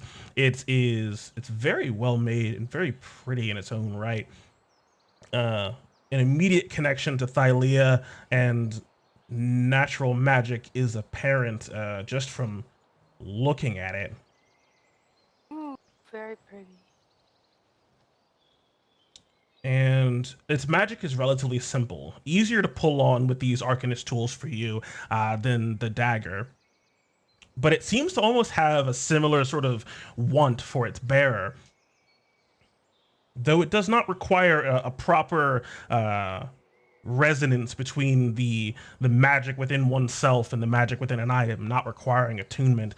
This thing does only seem to imbue its magic upon those who have goodness in their hearts. As this lyre, with the shape of the heart of Thylea, if your alignment is good, you gain a +1 bonus to all saving throws. And you have advantage on saving throws against spells and magical effects cast or produced by undead and aberrations, as Thylea's grace shields you against the unnatural. Another item seeming to be anathema of undead, or maybe like we saw before, of infernal existence, evil, as it were. Protect you, much like the stone that we found next. Although, it seems to simply need to be worn, not attached to you, not attuned. My alignment is technically not good. Oof. Get fucked! I could have sworn you were like chaotic good or neutral good or something. I thought it was chaotic good, but it says chaotic neutral on my character sheet. Sophia's the good girl. She'll wear all the good things. There's no way good is on Sophia's alignment. No way. Neutral good, baby. Yeah, that's what I said. Is the Sophia's goodest neutral boy in good. our party Atreus? I'm fairly certain Atreus is Atreus is neutral good. I thought you were lawful neutral, Nyx, or neutral good, one of the two. And I thought Inferior Yeah, was like I chaotic good. teeter. I thought chaotic good too, but the character sheet says chaotic neutral. That's where you're just like, maybe when she was created, but now just work Yeah. that out and Yeah, it could alignments don't mean very anything. well have Let me did. just write that out. If you genuinely think that Inferior is chaotic neutral or chaotic good, you can set yourself accordingly. It's up to you. You can make that choice here and now. That's fine. I thought you were chaotic good. She behaves more chaotic good than chaotic neutral. I can see Inferior starting out as trying to be chaotic neutral, and through the series of events, her goodness comes out. That's the weird Yeah. thing of how different players look at alignment stuff. Like, the world probably looks at Sophia and does not see good, but she certainly sees herself as good. Yeah. Yeah. I put Inferior as chaotic good. Okay. You can resonate with the cool amulet now. Okay. All right. Earring or strange hand wand. Wand. Wand. Okay. Pew! Yeah. Roll Something hot. you're noticing as you're sort of getting used to these tools more and more, you kind of find yourself almost kind of like riding a bike from learning sort of how to imbue and study the arcane back in college. This process has a degree of failure if you don't know what it is you're dealing with, and you can definitely misunderstand a tool or miss components of it. But it does have the upside of being faster than calling on the proper ritual identify, as you are speeding through these in a matter of minutes. Yeah. As calling on this wand, 26, crushing it. This wand is relatively simple, but you notice it's interesting. Most magical wands are crafted in such a way that they can call on one process of a spell and deliver it by expending a limited amount of energy to it. This wand seems to work in tandem. It seems to call on two different but similar processes of magic, allowing you to split it down this beautiful binary. As it has 10 charges, requires attunement, and you can expend one or more charges from it to cast Earthen Grasp, summoning up a hand from the earth itself and grabbing onto a target with a save DC of 15. Or you can channel that magic even further and summon up a forest of hands, casting Erupting Earth, a DC 15. Allowing you for a single charge to cast it a second or third, depending on which spell you're casting. And then, of course, as per normal, increasing the spell slot level by 1 for every additional charge you expend. It regains 1d4 plus 1 at dawn. And if you expend the last charge and roll a d20, get a 1, it explodes as per normal. It's like other wands, but this holds 2 spells within it. Certain amount of charges of magic replenish. I worry of it falling apart if all the magic is spent at once. Able to grasp people with the earth itself, or make the earth erupt, with varying degrees of power, depending on how much you use. It does require, once again, attunement. Yes, I made this one as an actual magic item, so that way I think if you put it on your character sheet, it'll actually like give you the spells properly. Fancy.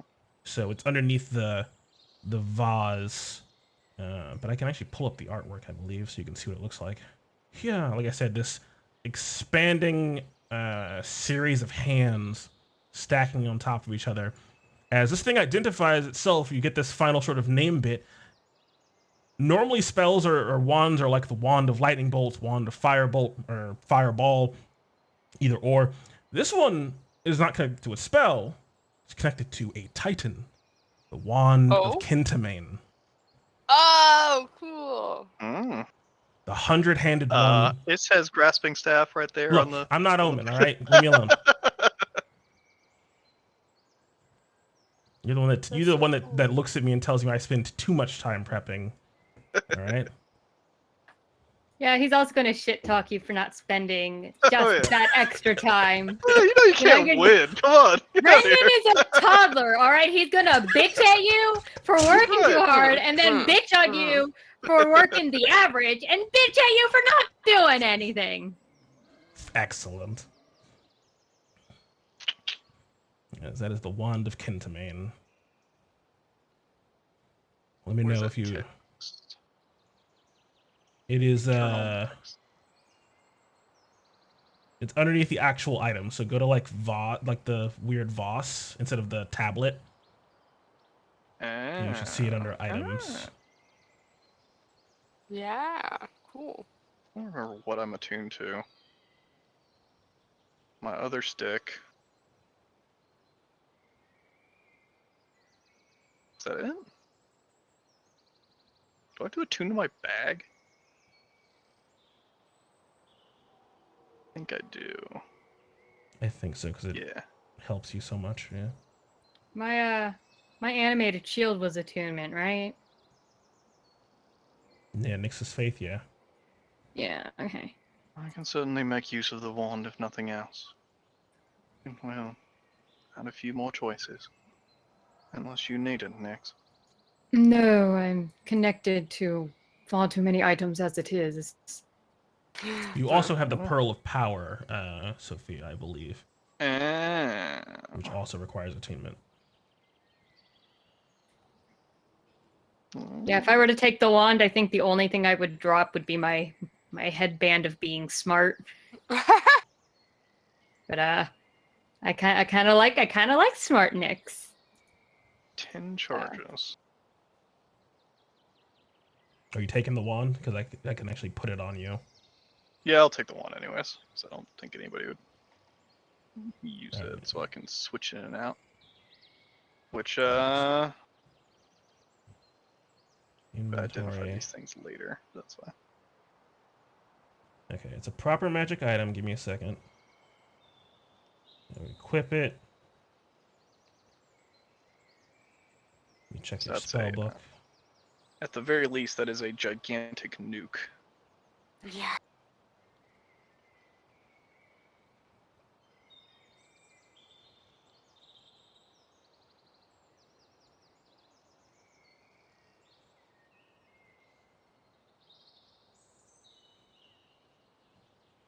Attunement required. Yeah. Good deal.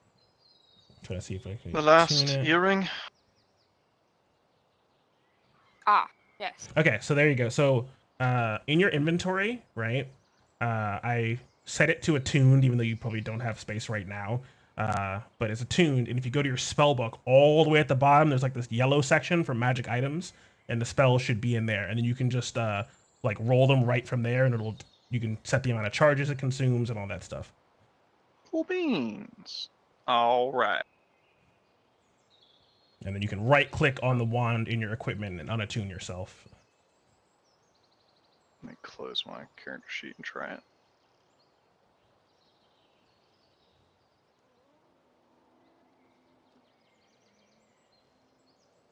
Not working.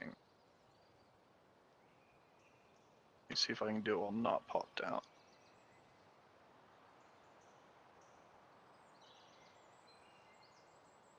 Buttons don't do anything. That's alright. Figure it out later. Ditto. So close. Alright, identifying earring. All right, as inferior, you have to take that off. Yeah.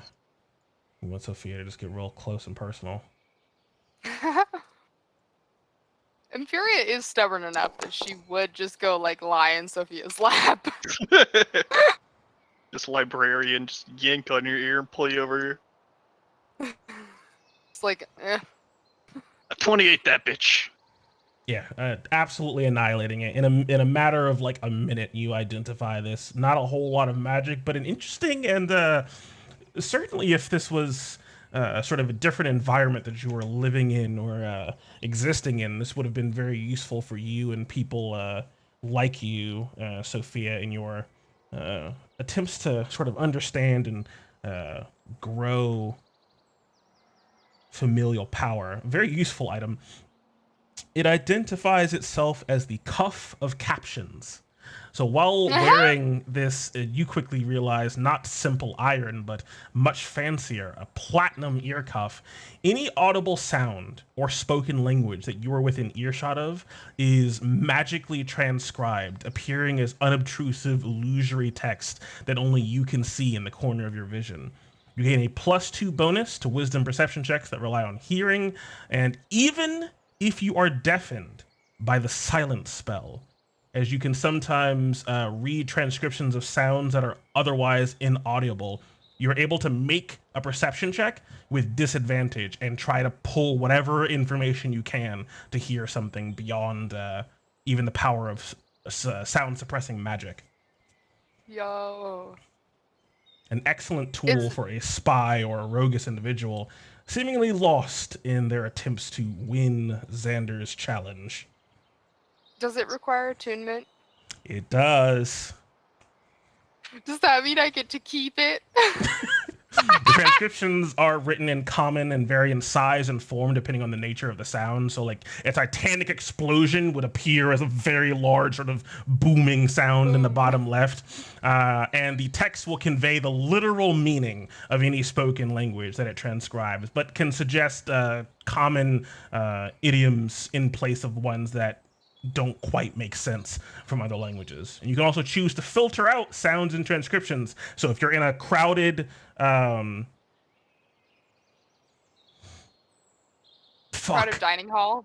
Yeah, dining hall or like a large market and there's a bunch of people talking but you're following one mark, you can filter out everything and listen to just that noble and get the pieces of information you need. Nice. Hearing gives you subtitles.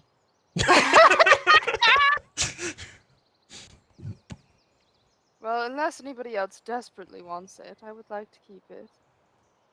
All yours. And then here's what it looks like. Yeah.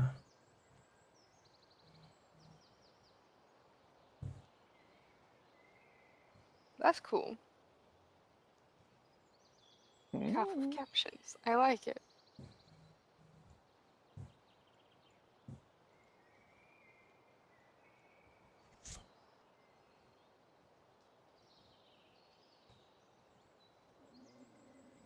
As I will drag it to the appropriate person now. Treasure. So I got... Wow, Furia made bank. Wait a second. The Who's taking the unicorn stiletto. dagger? I am. Or at least Sophia handed it to me. Yeah. The guy took the wand and Fury took all the other stuff. Yeah. You can close that. I was just enabling the talisman to be seen. Okay.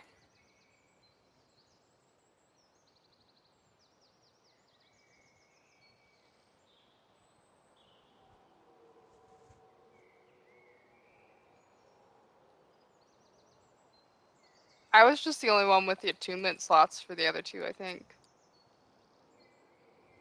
Unless Atreus wants something. Trace is not here to vouch for himself. Yeah, and his I don't know what the attunement slots fuck he's attuned to, so. are pretty full up because he has like the belt of dwarven kind on for one, plus his spear. Right. Okay.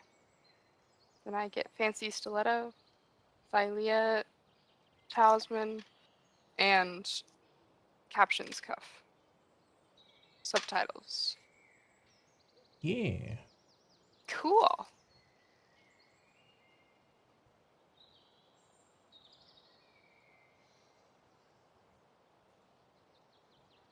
That took what, like half an hour?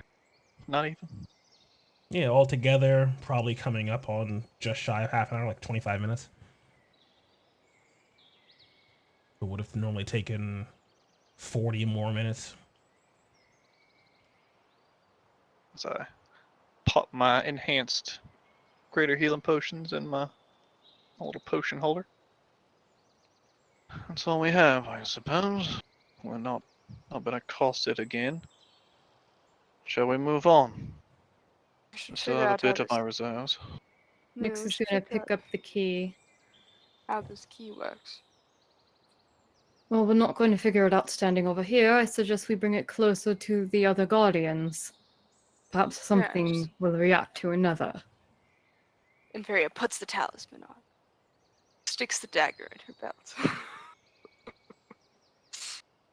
loaded up with new things, and heads out. Bleeding from multiple wounds. Yeah. Still half dying, it's fine. Yes. Poor horse slowly fades away over here. As does, I believe, the stalwart guardian up to the north, that spear woman comprised of stars. I think that only lasts an hour. I feel like it was only 10 minutes, but yeah, she'd be gone regardless. What's that spell called again? Spirit? Not spirit. Guardian of guardians. Faith? Yeah, guardian of faith. Control space. Thought it lasted like a weird long amount of time because you're basically allowed to plop it somewhere, leave it. Yeah, 8 it's- Oh, hours. 8 hours. Okay, there's not enough over there. It's just sitting I over there with noticed. 5 damage left in the chamber, just waiting. I got 5 damage to spill on you motherfuckers. 8 I think it was hours. 10. She makes 10 a damage, yeah, that's right. Yeah. she makes a good long rest guard. Yeah, Yeah. you go in the tunnel and then you put the guardian outside the tunnel so nobody else comes in after you. There you go. Yeah, holy shit. It's meant to guard places. Yeah, I'm gonna try using that a little more strategically. That's cool. Well, give me another one and stick it up there. No, I don't have the spell slots. You can just hit cast without consuming spell slot because I deleted it.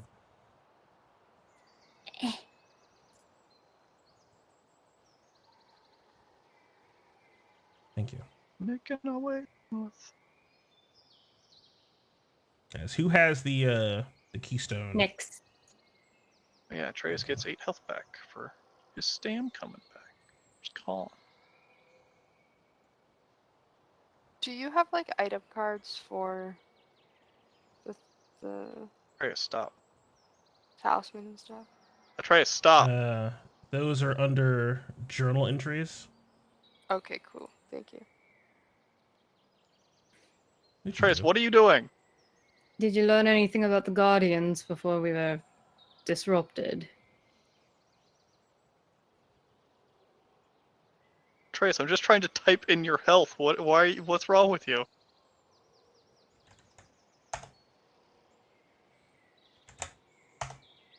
There.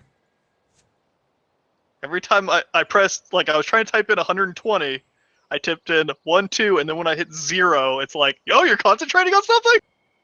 What? What? No. Why? Alright. Who's got Elkio? Nix. Next. Okay.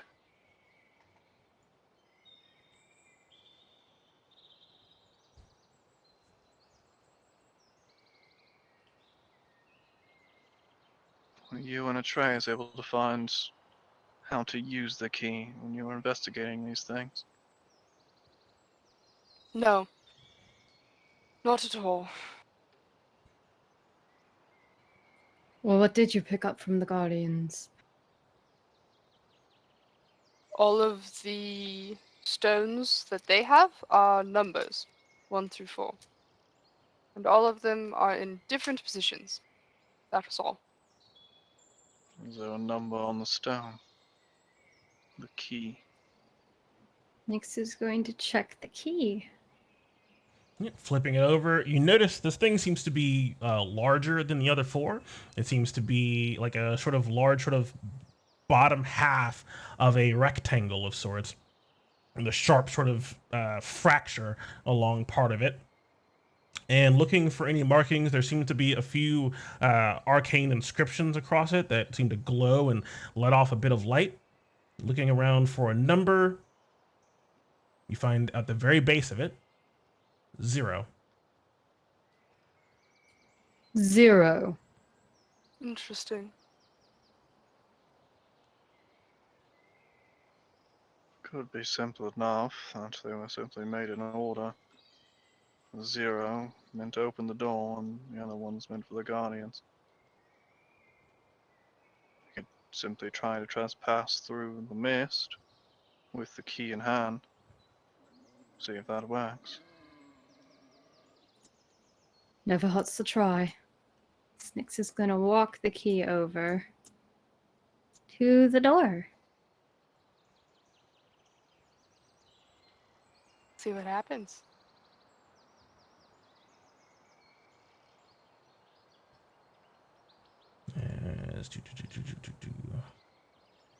Walking over to this strange sort of mist-filled break in the stone. Let me see here. You see this wide circle along the ground, sort of etched into the, or carved into the ground itself, a circle of runes.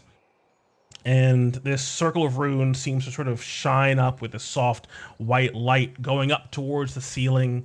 And as you pass into the border of the runes themselves, you need to like actually get into the actual space area over there. Yeah. That key in Ah! your hand resonates in your hand, and as you sort of bring it forward, you can feel that resonation grow stronger. The fog and mist in front of you flashes into this solid, like just white wall, and you hear this reverberation emanate from it as you take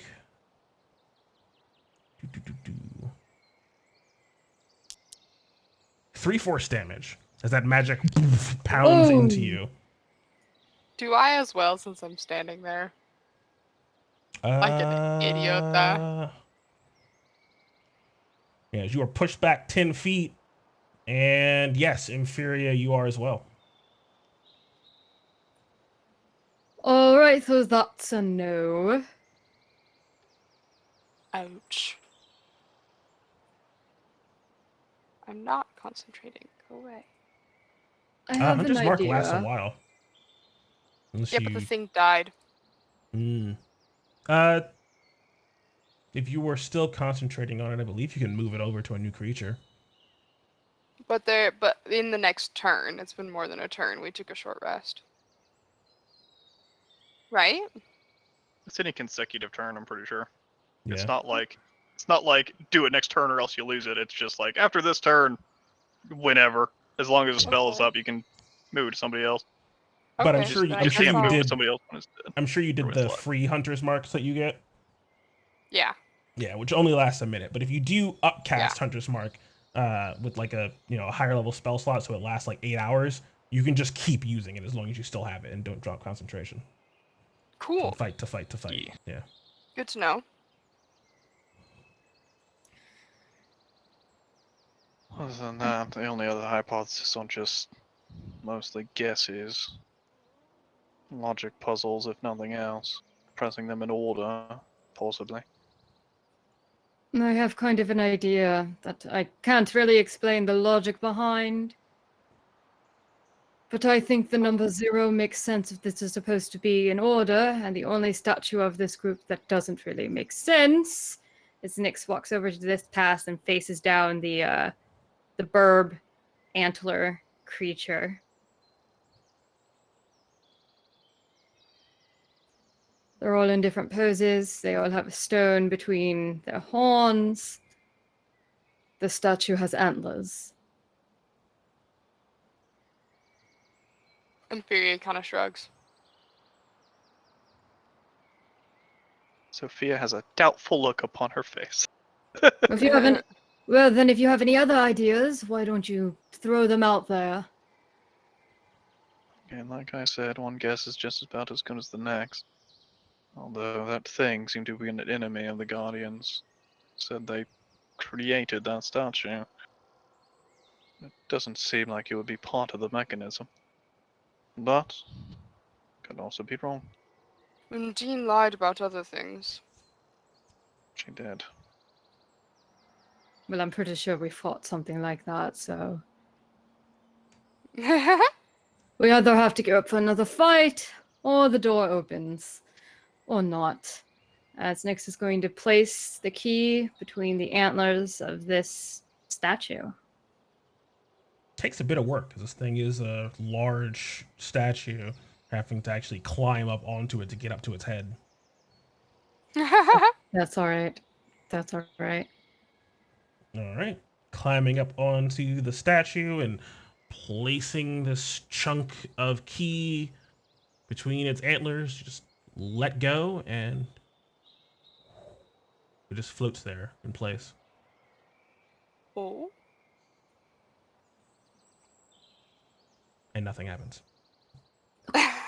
God fucking damn it! It looked like it was going to do something. Oh. But it did. Perhaps. I mean, it doesn't normally float, right? It's an odd thing. It's floating there. But it's not glowing, and it didn't open the door. Imperial walks over to this one. What was this one's number again? Southmost. Scroll down. Wasn't it 4?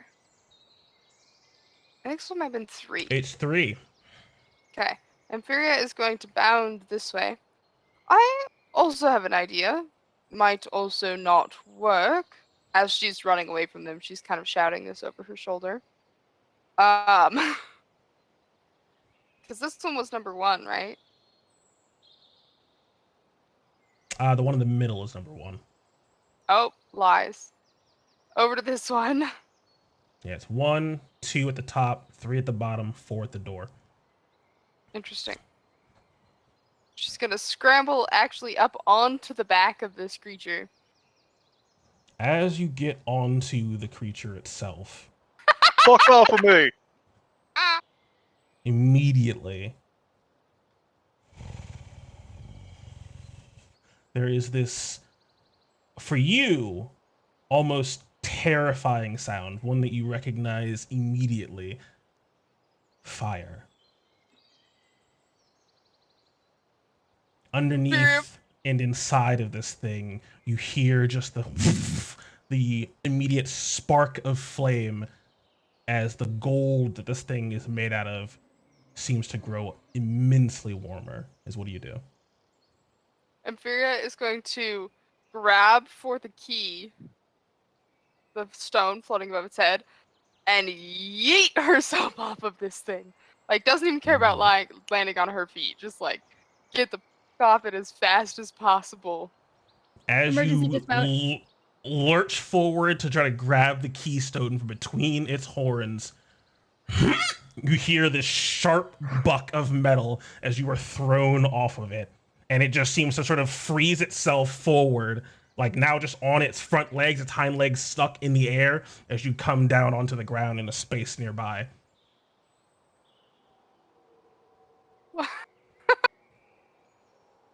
So I land, like, over here. Yep. Imperia's just gonna, like, scramble up and stare at it. Does it move? Looking at it, it just seems frozen in place again, but now you can see that golden metal it's comprised of is beginning to glow with heat. Were you able to get the key? Or you got tossed out first? You get tossed off first. You were not able to grab the key. Ibis is going to dive bomb from above and try to grab the key with his talons. Straight, like, boop, boop. Down and up. Pivoting down, this thing's strange body, it's already like sort of standing on its front legs while frozen in place, and as Ibis comes down, the sharp sound of metal scraping against itself. As it's hard to make metal sounds, all right? It moves its head out of the way and seems to sort of pose itself to its head, pointing towards the north as that fire continues to build in its belly. And Nyx and where's Sophia at? Oh goddamn, you ran all the way over there. Of course you did. Snuck over this guardian as it seemed like Inferi was pissing this thing off. As Sorry.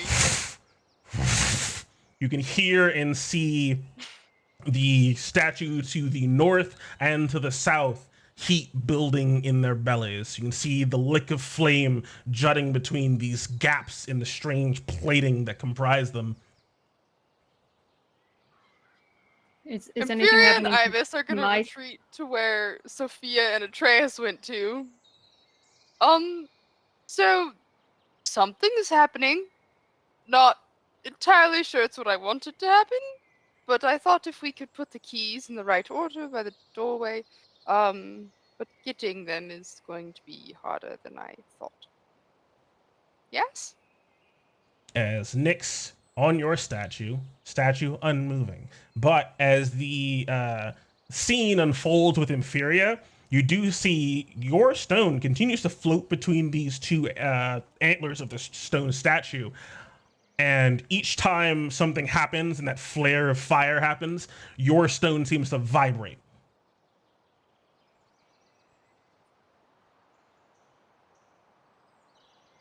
Does anything else happen? Does it change anything as I It just notice seems to it? spin in place, and then like when Inferior got tossed off, it just shook violently, and she landed on the ground. And it stopped, and the statue stopped moving. And then when Ibis swept down and the statue moved again, that's your stone vibrated again, and then when the statue stopped moving, it stopped shaking.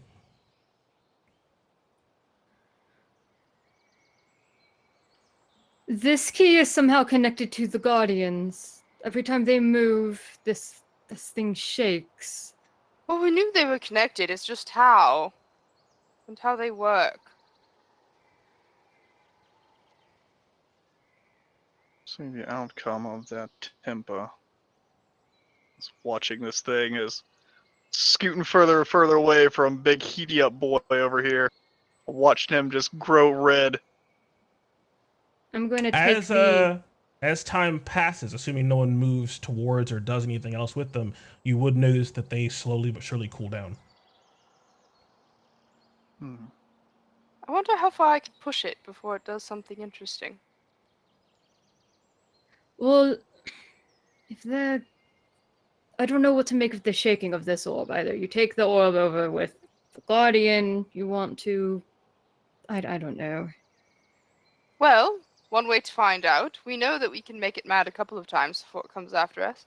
Try So why a don't we different take one. that stone over to that Guardian, see what happens? The key. Yes. Alright, let's see what happens.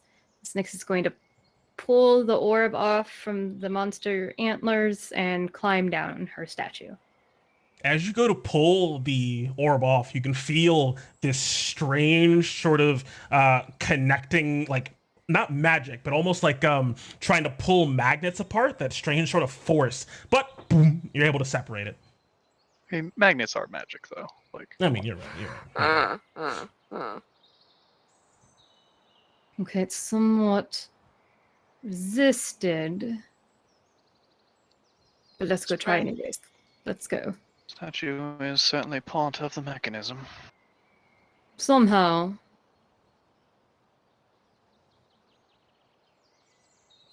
I just don't know what to make of the shaking is all. So I'm gonna go with Inferior. Now to start with one, I would start with the fourth. Not the first? No. Not the one we've already tampered with. Valid.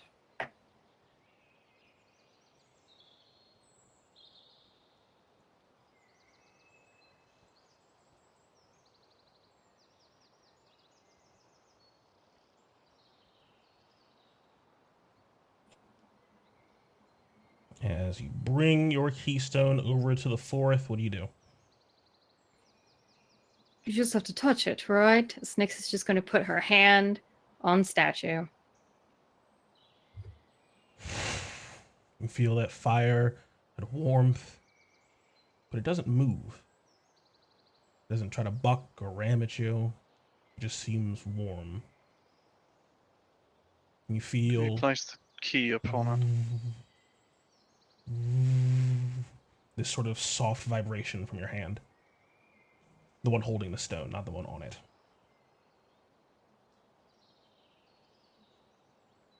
I'm going to. Inferior, try to take the key. I forget. It's going to come out. The thing's key? Mm-hmm. Rather than coming at it from the front and getting gored, she is going to do the same thing. Wait, what position is this one in again? It hasn't moved, so 4's default position. It's actually just it's on all four legs with its head turned towards the door. Then she's gonna come. So basically, like the picture, actually, for this one. Yeah, she's gonna come kind of behind it so that it's out. So she's out of the line of sight, but like a little bit out of the firing range, a little bit, and tense and ready to dodge in case this thing goes for her. She's gonna reach out and try to snag the stone. Just going up and grabbing at it. Yeah. Okay. You go up, grab at it. This time, it seems like maybe it's slower or maybe you're quicker. You're not sure which, but your hand soundly grabs onto the stone and you feel that strange magnetic pull as you try to go back, and you are flung forward. As Nyx, I need a dex save. Oh! As here comes okay. Inferior at a great deal of force. 12. Okay, Inferior, you crash into Nyx face forward as the two of you are thrown down to the ground, each taking 1d6 bludgeoning damage. Hey, only a little bit. As you two Ouch. beam sprouts are prone on the ground. Inferior, you're holding on to the one stone from this thing, and Nyx, you're holding on to the other, and both of your arms smack together painfully. As this stone seems to just lock into place on the one that you're holding, Nyx, free floating from it. As it looks like you have, essentially, it looks like you have a chocolate bar or like a stone rectangle, and there is just this space and then a chunk of stone. Oh. So they make sort of a circle, I think. It seems to be making a bar. A bar. Yes. Making And there is now a noticeable gap between this small chunk from the statue and the chunk you're holding as the statue in front of you animates. Oh no! That fire continues to build. And it seems to creak its neck. Yeah, I'm gonna try. We're already prone on the ground. Nyx is just gonna take Inferior, and we're just gonna roll. We're just gonna roll. We're rolling. We're just gonna roll. Rolling. We're just gonna roll. As this thing turns its head towards you and just gingerly steps forward. Trace, where are you? Get over here, Trace. Inferior scrambles upright. Yep, Somebody distract this thing while we grab the other 3 keys? As you hear a booming and almost familiar, but it would require a proper check, voice emanate from this strange sentinel.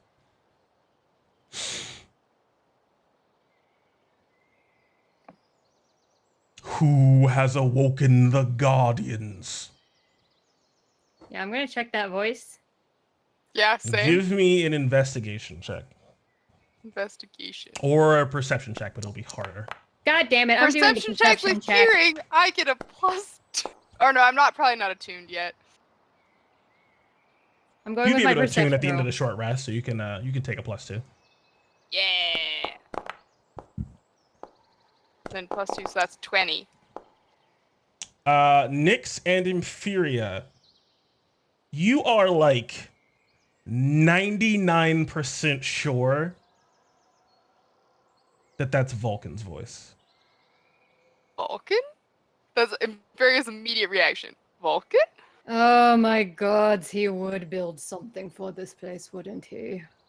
Well, of course he would. Kind Guardian, we are the chosen heroes of Thylea. And, well, I do like to think Vulcan favors us a little. This thing just seems to sort of walk forward. You can see the metal that it's comprised of glowing, not violently, but like softly with heat, as it seems to be walking towards, but also kind of past you. You have no foes behind you, but you have Undine's key.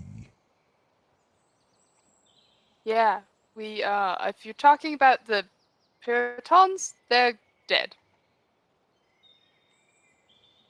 An onslaught. Well fought on your own. Thank you.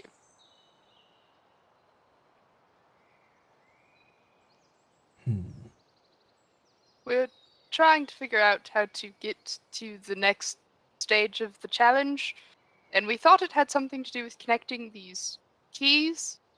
And Varia gestures to Nyx behind her.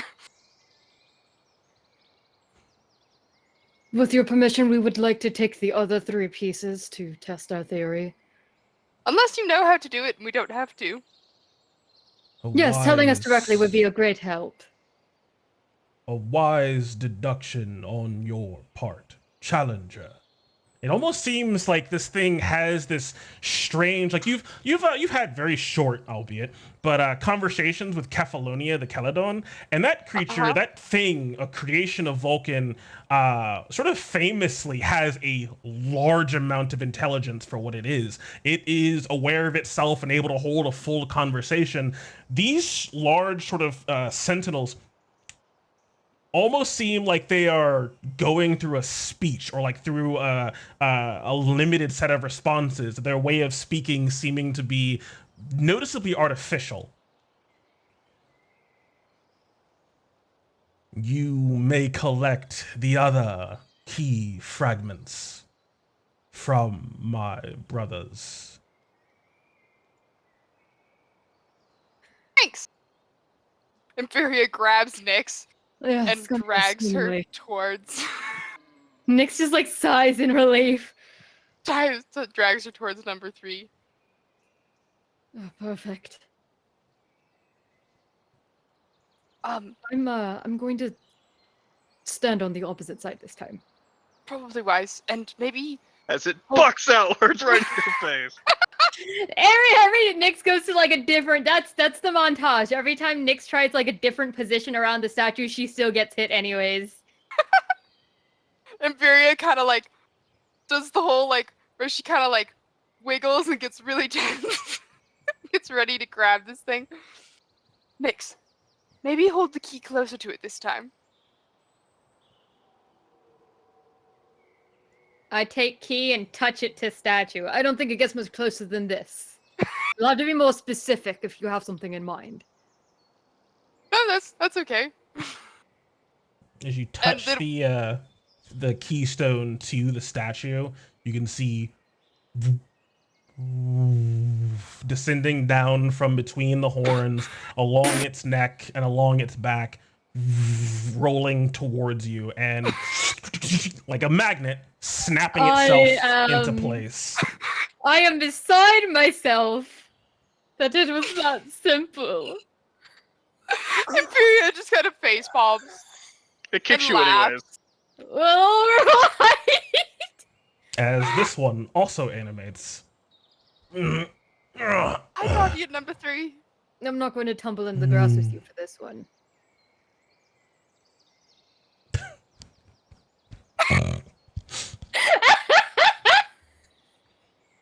This one looks to Guardian number 4 and then at the group of you. They have no foes behind them. It seems that is the case. Great warriors they are. Nyx is going to turn inferior. Does it sound automatic as well? Does it sound like it's starting to go through the same speech? Yes.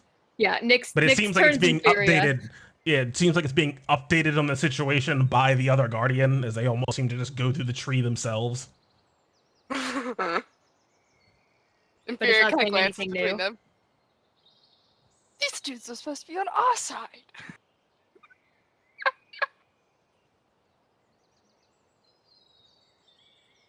No, they're on Xander's. Well, but they're talking about defending us from foes behind us. Inferior starts moving towards the next guardian.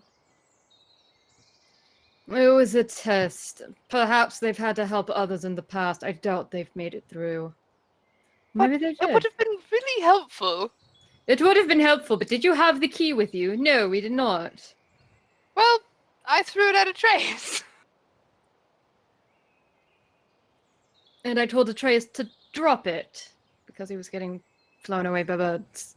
I could have grabbed it and swam and got out this pool and then I ran for dinged it. I dinged the magic magnetic keys onto the statue, continuing my conversation with Inferior. As we're bickering. Locks itself into place. Slowly but surely, your weird sort of stone bar is filled up, and there's just one chunk missing now. Hi, Guardian number 2. Or no, number 1. You're number 1. Hi. I'll tell you what, Inferior. Next time we find ourselves in a room with magical glowing statues and a magical glowing orb, and we are being assaulted by Bardia Lutherian abominations, Taunts. yes, we will sprint to the glowing statues and see if they will help us. I put the last, I connect the keys to the last statue. And ow, I hit my own finger and that hurt. However, I honestly much prefer that we handled it ourselves because these are Vulcan's creations. They seem to be quite impressed with us. That feels kind of good. That does feel nice, doesn't it? Thanks, Guardian number 2. The bar forms, and once that bar forms, you can see those cracks that separate the different pieces solidify, and it becomes one solid chunk of stone, and the sigils along it rearrange themselves, the numbers seem to disappear, and it seems to just form itself into a proper image on the rectangle. And looking at it now, there is simply a depiction of Thylea's symbol, that same beautiful tree upon which the world rests. Wonderful. And you see etched in Sylvan at the very bottom of this tree, the two you can easily read, the Forest of Illusions. Forest of Illusions, how fitting. Well, maybe it'll work now. You can hear sort of plopping after you this large golden sentinel. Is he going through the script? Stop. No. Does not seem to. Sophia, Atreus, we've got it. That was fascinating. It was Opening up. partially, but Congratulations Fascinating on getting the nonetheless. key. Now die. Much in show the way that us what you got. the astute Brendan, in all of his infinite wisdom, has foresaw, almost in unison, these four sentinels look to the four of you. You have collected the key for the Forest of Illusion. You can proceed, but our Creator issues you this challenge should you be willing. Face us and win the treasure of Vulcan, a relic from the realm of the Dragon Lords. Nyx immediately looks at Inferior. Oh god. But a relic from the Dragon Lords. It is Are we entirely up the for reason it? why we're here. If we're up for Well, it. I would think we are. I might need to. Guardians would be allowed to prepare for a minute. Time is of no concern to us. Brilliant. Oh, that's perfect. I could use a minute. But know this. to face our challenge, just as our stones stand on their own, so must you. Wait, what does that mean? We will not fall. Oh, that right here. Line. They have a really weird way of talking. I'm sorry. Okay. We will not fall unless struck down by one of you individually. So, one of us per guardian? The whole single combat style? Indeed. Yeah, Oh, great. interesting. No, we That's- will all fight you, Inferior, because fuck you specifically. Fascinating. Well, Inferior in that turns case, to her I'm also- companions. Yep, I'm also going to need a minute. Thoughts? Oh! She, before even waiting for an answer, turns back to the guardians. Does Ibis count? We usually fight together. That is fine. Oh, sweet. That's what I There don't have been understand about. groups of many who have entered into the challenge before, but some have been at the beck and call of greater warriors than themselves. Oh. So there's this thing called Sophia Squad.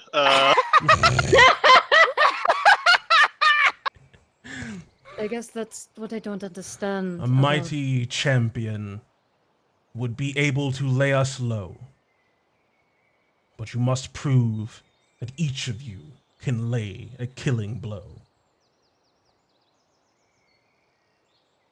To the death. So we then, I'm don't need assuming. to. Wait, we could fight all together, but We just have to make sure we each to strike kill. down. Yes. Yes. Right? A wise assessment by the nymphs once again. Go Nymph Squad. Again, that younger Vulcan, it's just barely obfuscated beneath this strange metallic way of speaking. Okay, so then. Wait, do all the guardians fight at once, or do they fight one at a time? Probably You will all at face once. the Guardians as a unit. That makes sense. That's going to make it trickier. We will have to keep track of who has done a final strike. Yes. It will have to be strategy. Okay. So Nyx is going to take Inferior's arms. All right, we need to prepare. Okay. I need to take some potions, regain some of my own magical strength. The easiest way I can see this working is as long as one of us strikes down any of the guardians, refrain from striking any of the weaker ones. Right. That makes Simple sense. enough. As you begin talking amongst yourself, coming together into like a team huddle, you can hear and see that fire in their bellies growing hotter and hotter. That heat spreading up through their golden forms and into their large and expansive and beautiful, perfectly crafted wings. As one by one, they spread across the forest around you. Okay. How much time do you need, Inferior? Well, I need to. Oh, hello. I. I should down a healing. Shake! I am going to take some time to put an oil on my armor. Oh, yes. I should do that too. If we have oils you need to apply to armor and weapons, do that now. I am going to take some of these potions to regain some of my spells. I would advise the blessed to your armor. If they are created by the gods and the light that shines within them, it might be radiant, or the heat billowing might be the flames. Definitely feels like flames, just saying.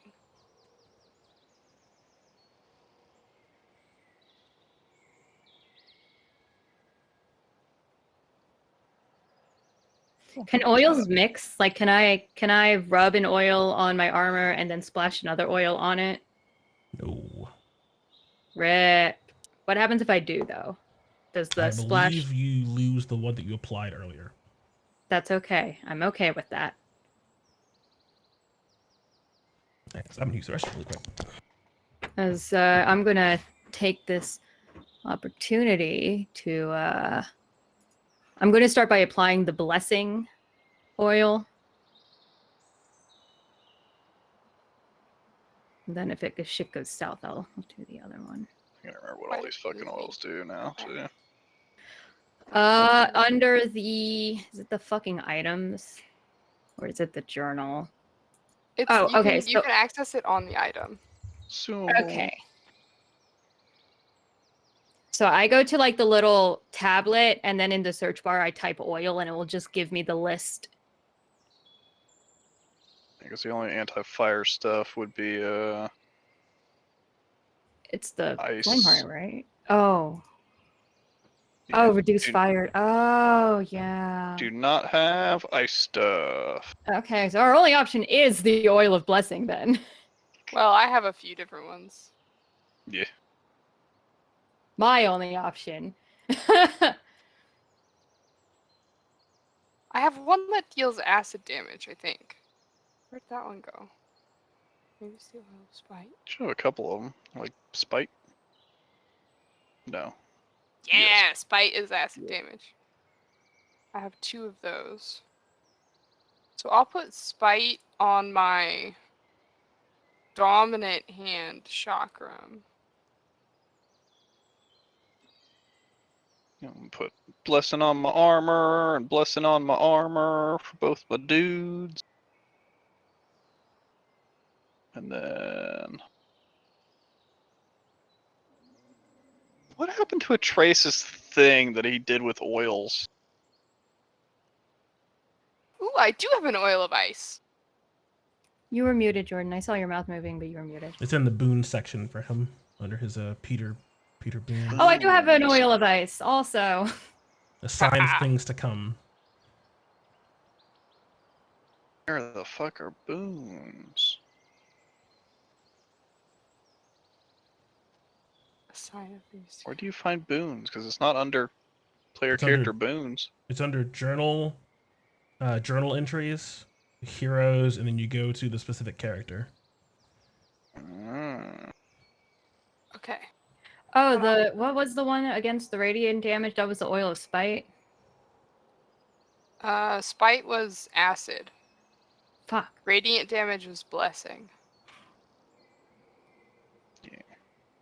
But Trace it Trace says still has reduce necrotic damage on armor. Oh. So on weapon you hit with radiant, but on armor it protects you from necrotic. You would need the necrotic oil to protect you from radiant. Close the boon when you get a sec, Mel. Wait, okay. I put oil of spite on one chakram, oil of ice on the other, and then I'm gonna use the whetstone of destruction on my armor.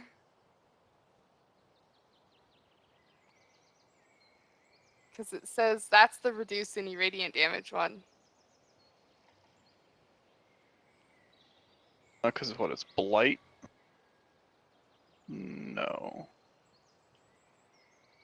Destruction, yeah. Ain't got none of that. Onyx, though. Okay, how do I use whetstones?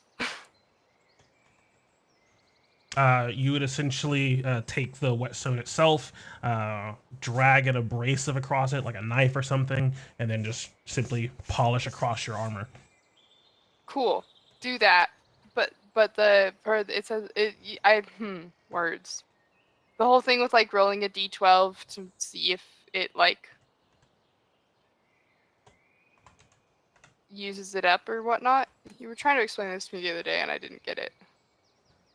Oh, yeah. So since you're using it, you would just straight up roll a d12, and if you get a 1 or 2, the die for it reduces as you're using a decent amount of the whetstone. But if you don't get a Okay. 1 or 2, then you still have a d12. Cool. There you go. Cool. So I put oil of destruction on my armor, oil of ice on my offhand chakram, and oil of spite on my dominant hand chakram. That's a lot to keep track of.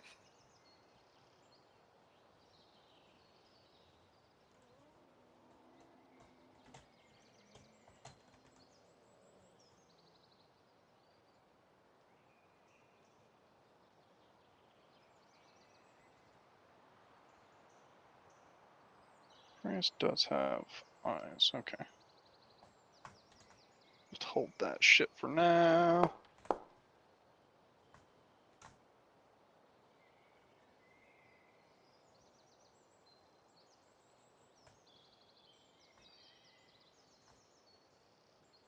What's the ability of the ice thing? Oh, there's so many things!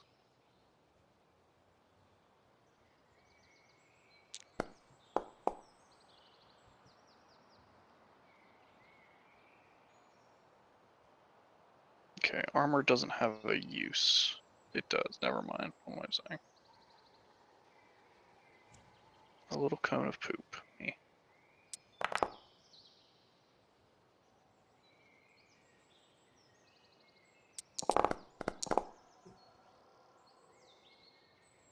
I'm gonna roll a saving throw really quick to see if I added the talisman to my character sheet correctly. +1. Oh, it's dark all of a sudden. Oh. Oh my. Sun went out. Sun died. But I did. I added that. Okay. It's getting alright, I have later a and lantern. What? time does pass in this place. Oh. Fun. We all try to They remember said how time our was the stuff works. material. Should we just take a long rest?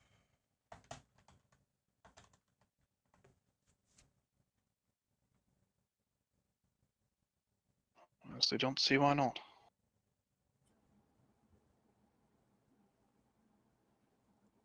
That's probably a better idea.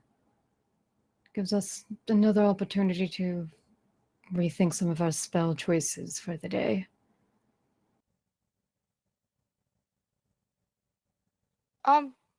Guardians. I know you said time didn't matter to you. Would it be okay if we slept for the night and then fought in the morning?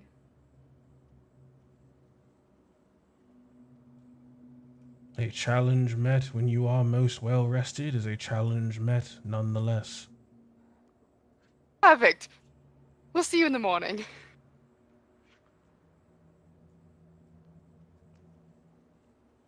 And slowly but surely, you Well, can see the fire in the 4 of them begin to decrease. Attack now!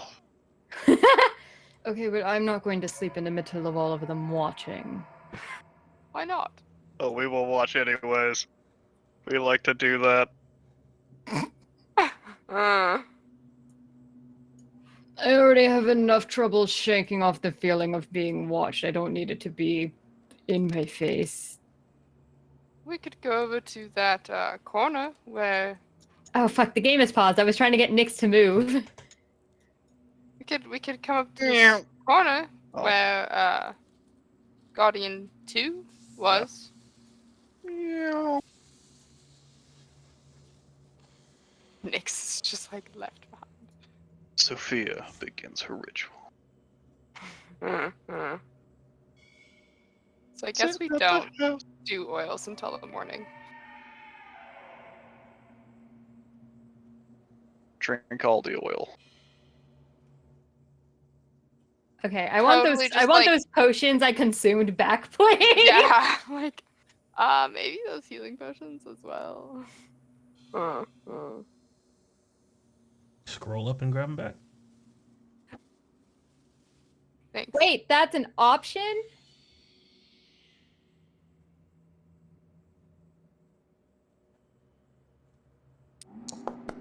No, I just re-rolled it. How do I take it back?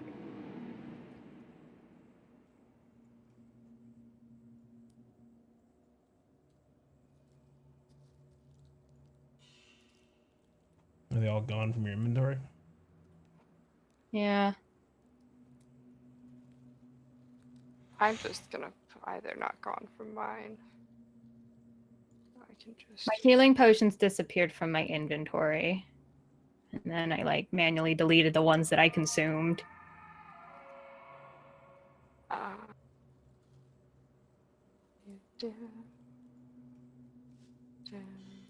So what do you need? 2 potion of greater spells. And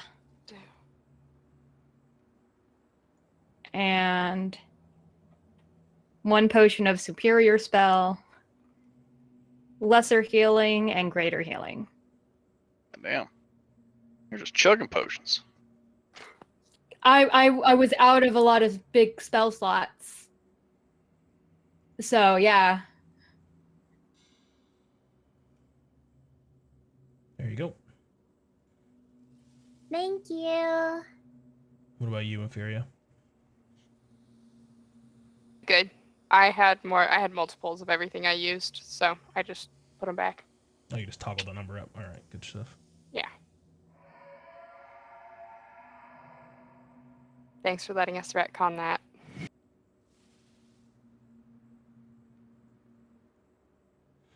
As you all nestle up in the corner of this stone alcove here, the 4 guardians sort of coming to a rest of their own. Eh.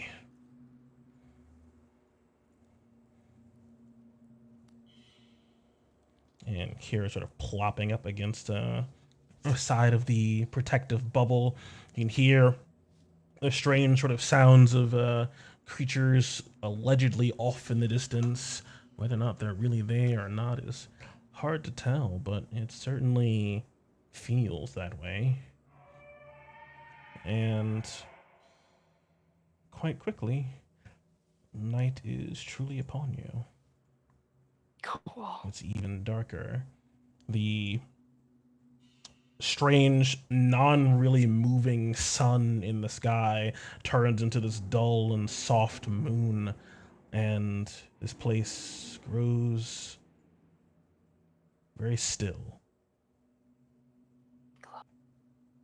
Alone with your thoughts. Fun. Yeah, I guess with each other. All alone. Can we take a bathroom break really quick? Sure. No. No. No. Yeah, so we'll be right back. We're going to take a quick bathroom break. Thanks for hanging out with us, and I hope you look forward to what's coming up next.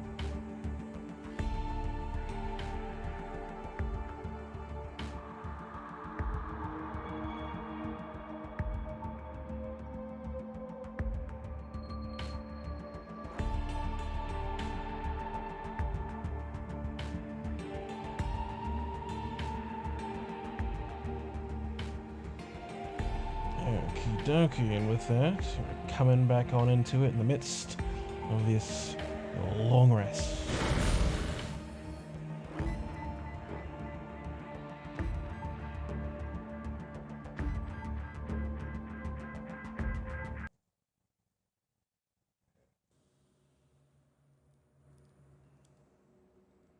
Shall we keep watches? As per usual. I'll take first. I can Unless have you want second. first, Sophia. I don't know. And how do I usually do it? You usually take first. Okay, then I will take first. Yeah, I'll you take take third. first so you can set up your slow cooker and stuff. That's right. Yeah. I'll take third then. And Trace on fourth per usual. Oh yeah, I get to prepare a whole bunch of new spells. Yeah.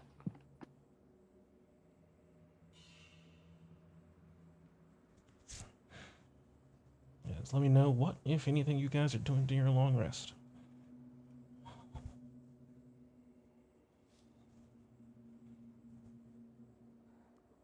Impheria attunes to the stiletto and the cuffs if she's not already attuned.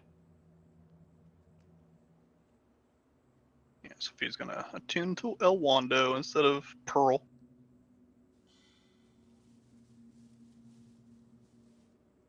Alright. How many charges did that the Kentamane one have? 10.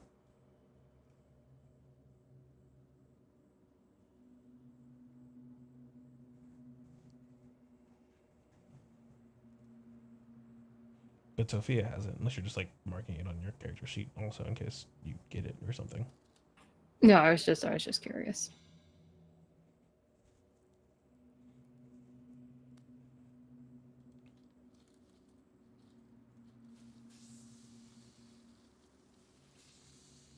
Remember, is the book proficiency or Entmon?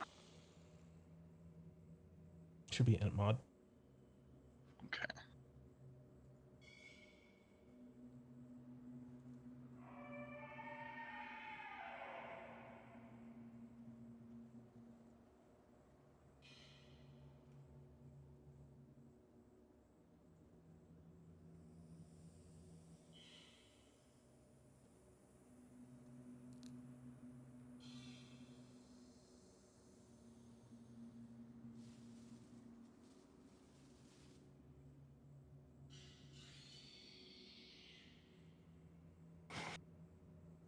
Impheria dreams about warm plains rather than the old woods.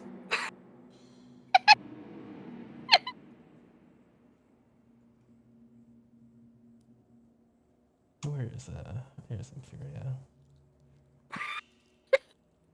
Yes.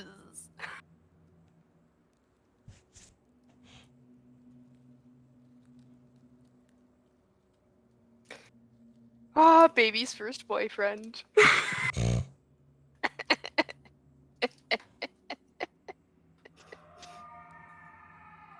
It has really big my first girlfriend turned into the moon. That's rough, buddy, energy. I didn't even think about that.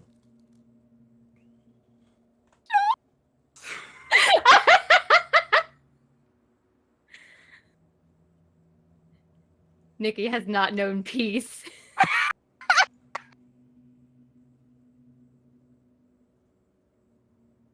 I love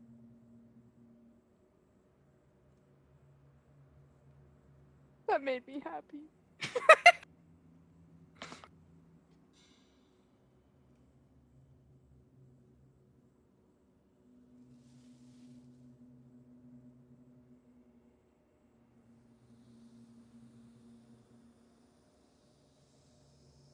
Alright. You guys aren't gonna have any long rest conversations. Let me know when you have everything ready to go for the next day then. As it does not Yeah, I seem like don't anything think- is going to accost you. That's nice. Yeah, because we're not sharing watches, so I don't think we're having any. Yeah. I guess Nyx would ask Sophia when they switch watches. How much more uses of that bomb do you have in case we get cursed along the way? 2. I was able to save 1 by making Atreus suffer a bit in the water. It's a bit more potent than normal magic. It holds 2 effects in a single use, and 1 that I cannot recreate. Which is the one you can't recreate? Maybe I can make up the difference. A powerful restorative spell that's able to strip away most ailments. That requires gemstones also. And I think it's higher level than what I've got. Okay.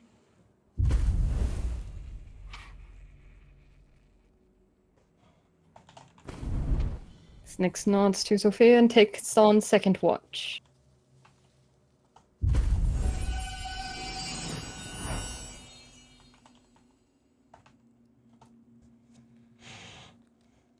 All right, slowly but surely, this strange, almost artificial, but seemingly in keeping with real time night progresses, each of you able to rest soundly inside of this bubble and come to meet the morning. It seems almost uncomfortably bright and early, as just mere moments after you would pass around 6 o'clock in the morning, used to this Atreus probably handling it fine. There is just this sudden shift in the lighting in this strange forest as What? dawn just seems to spread across the forest. This soft early lighting, but it is inescapable, coming straight down from the ceiling. That's weird.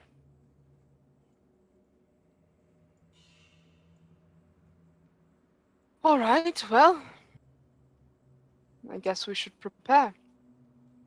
Sophia checks her slow cooker. Imperia starts applying oils and whetstone and whatnot. I don't know why I rolled D8, didn't make any difference. Success, but not critical success. So make 2. It's 2 on a success, right? Should be. 2 ice oils.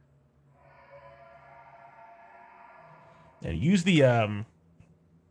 the status section and just do like ongoing, like whatever damage resistance you've given yourself, do like ongoing acid or ongoing whatever, just so I can keep track of what the resistances are. Says. Yeah, Sounds the good. little, where you can put asleep and stuff like that.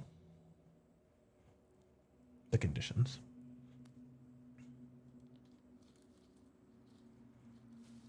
You can also just type it in the little filter bar.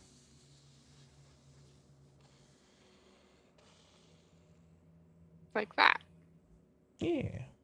Yes. I don't know if or if Nyx used her super healing potion last time around, but after a little bit of prep in the morning, I'm gonna hand you a replacement since the old one went bad. If you didn't use it, and tell you this is more potent than usual. It will bring you back to stalling visage of health. Use it when necessary.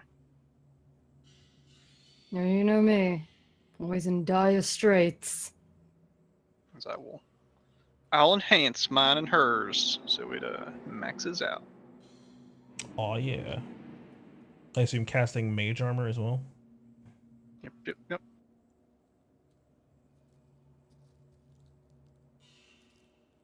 Okay, how do we want to set this up? Oh, that's the goofy cheaty thing. Yep. Oh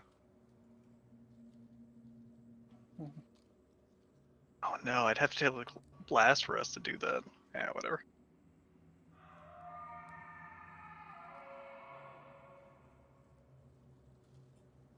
Start from here, so we're not surrounded, and see what they have to offer. From here? From here, we're cornered, though. Maybe closer towards the lakes. Give them a little bit of terrain to go through.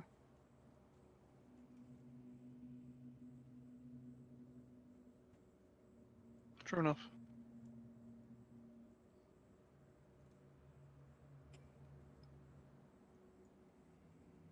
I could cast my spirit guardians per usual. It'll slow them down just a bit, but as long as they are close to me, it would damage them.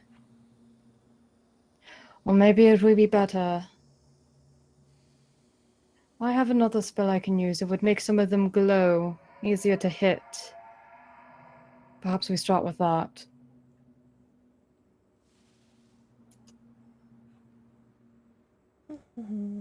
Sort of whistling to herself, Kira just climbs back on top of the statue. Of course she does. Here we go then.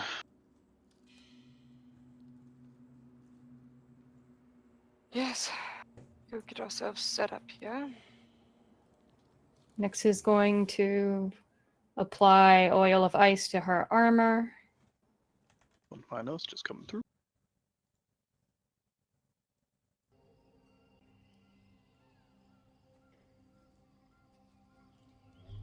A reminder, when I was here before, underneath the trees there is magic that lingers. Maybe from the nature of this place or something else hiding. But I would not linger there. Interesting. If we have a chance to investigate it, maybe we should. Perhaps. We don't want to be too far from our enemies here. Where do you think? Inferior. You Oh. walk through the collection of your challenge here. You notice the one closest to Kira seemingly animating and turning its head to follow you. Do you no longer wish to face the challenge? No, we definitely wish to face the challenge. We're just deciding on where. Unless we have to stand here. You do not. We will face you wherever you wish. Perfect. We'll yell when we're ready. Brace yourselves, sapling. Yes, sir. All four of them roaring to life, flame emanating from their bellies and through their wings as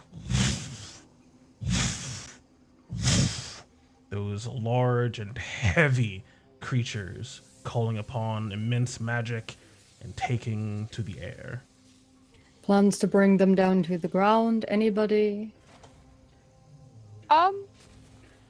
I've got that entangling strike thing, but they look pretty strong.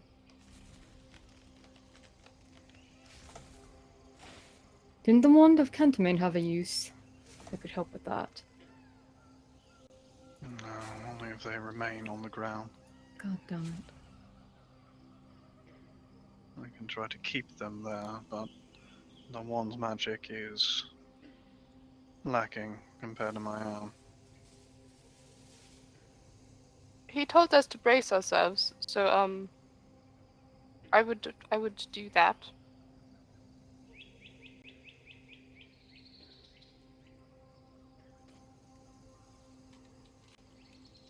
Nyx is going to try to take a moment to investigate the dusty tree. Iris is sort of gonna fly all the way up to the ceiling. just taking a moment to investigate the dusty tree, you see just this soft, glittering, golden pollen of sorts seeming to just waft from it ever so slightly. Almost like out of view and then in view, like it's sort of like Powder, nothing. Powder, nothing. Like you're just watching the same clump, and it almost seems to be disappearing in front of your very eyes. I take some and I rub it on the back of my wrist. It just seems to sit there. Damn it. Give me a wisdom saving throw. Huh. 16.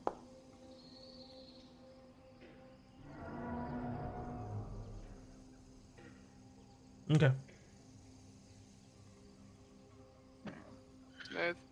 Fia and Atreus are gonna ice themselves, and Atreus is going to spell shock do. I believe protects you from psychic. While dealing force. It deals force damage. Disadvantage on casting spells.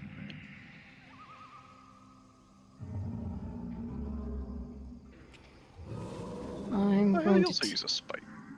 Are we almost ready? I'm ready. Whenever you are. What do you have resistance to, Nyx? What'd you put on your armor? Yeah. Oh, fire. Hot stuff. I did oil of ice. Yeah, I know Atreus has fire resist from his ring. Do you put on anything else? He put spite on his weapon. Acid damage on his weapon. Okay. No oils of blessing. Oh, Nope. Furia didn't oil of blessing. That's right. No? Whetstone of destruction. That's right. Yeah. For the radiant resistance. Okay. Yeah. All right.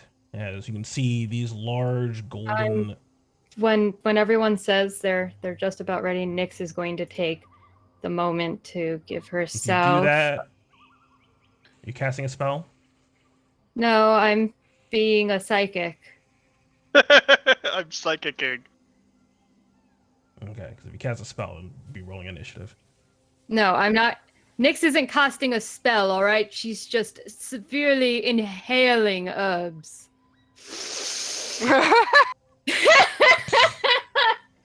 Toking up. All right, got it.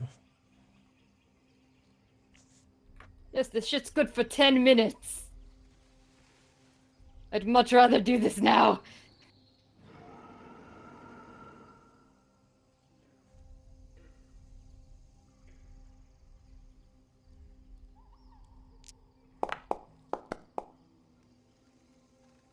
Interesting.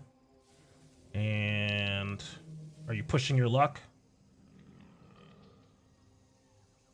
What do you Yeah, mean? what the hell? What is that, D100? I forgot how that works. Oh. Maybe I should read it before I agree to it. Yeah,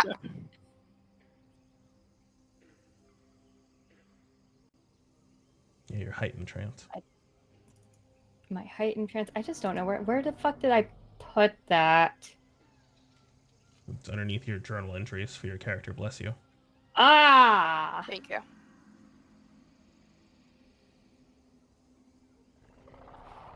Oh, the boons thing, right? No. The other thing. Fuck.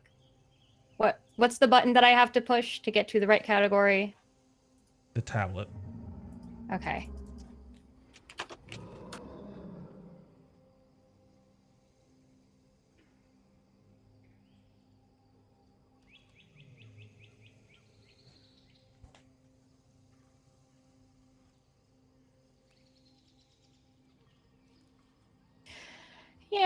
Yeah, sure. No, I'll hold off. I'll hold off. Okay. Yeah, I'll hold off.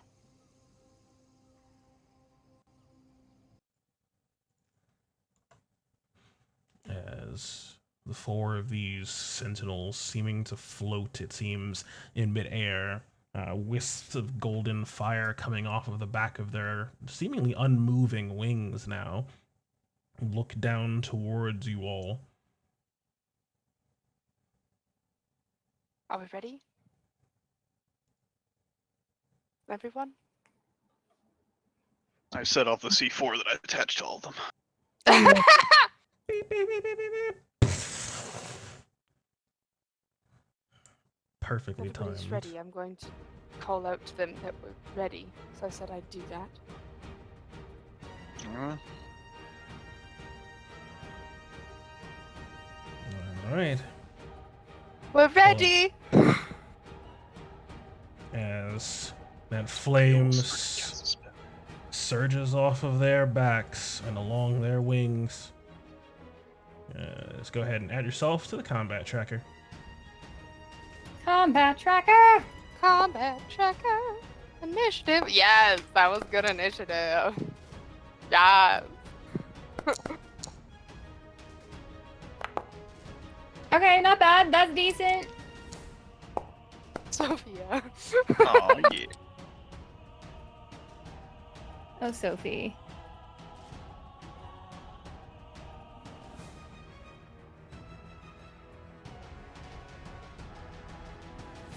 Hey, it's that song again. Now chill out. As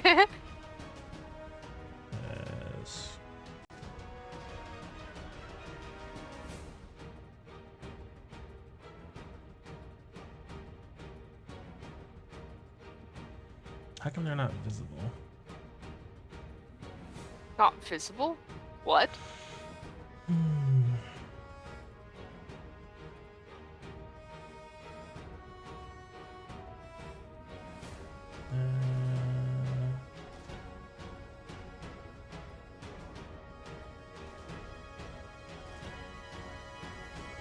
Okay, there we go. As called out that you're ready, and Inferior, quickest on the draw, already ready to see what it is, this promised treasure, this relic from the Dragon Lords, from Avalon itself. What do you do? As she calls out that they're ready, Inferior bounds forward a little bit. That is definitely the ruler, not the move. Bounds forward a little bit. And that cry of ready turns immediately into a fierce battle cry as she lets loose with her Amazonian battle cry, and then launches her chakrams at this closest guardian. All right. Yes. It's a bit far away. It's because it's only 30 feet up, right? Yes, 30 feet up. That's why I went closer. Okay, you're within 45. All right. Yeah. As those chakrams zoom up, Oh. and what oils did you place on them? The one that does not say offhand has spite oil, so that's acid damage. The one that says offhand is ice oil, so ice cold damage. D4 for each, right? I've only ever splashed before, not coated, and so I don't know if coating is different. No, it It's all shouldn't be. D4. Okay. Okay, so give me the 19 and the 23 will hit. Both of those are the acid damage, so give me 2d4 acid damage. As shink, these chakrams grind against this metal. It seems almost now superheated. It's glowing with obvious energy. And as it cuts through, you can see these jets and poofs of will look like pressurized flame coming out of the side of it. Woof. Woof. 17, 18, 19, 20, 21. But a hearty blow against that first sentinel.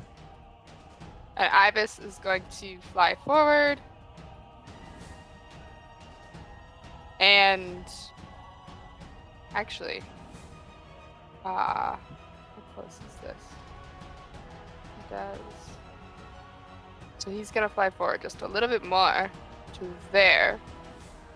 And then is going to Wait, I have to measure that again. But it's a 10-foot elevation difference. So one more. Boom! There we go.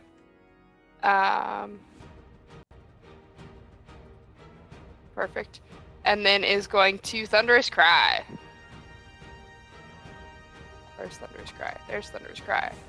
At the same one.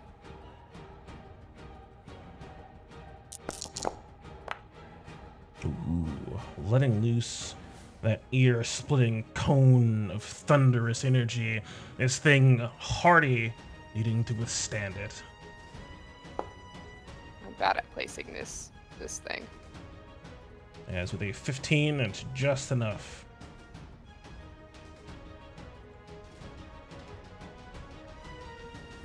As he will withstand the thunderous energy and take no damage.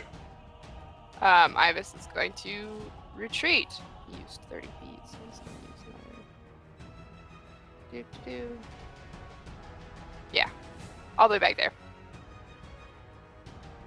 And that is our turn. All right. Nyx. Seeing them up in the air. Oh, God. Nyx is going to move herself a little close. And for the one closest to her, she is going to cast Toll the Dead upon it. Question marks. What? Your private roll one. Oh, my bad. Oh. I forgot to change that after I rolled my secret rolls. Ooh. All right.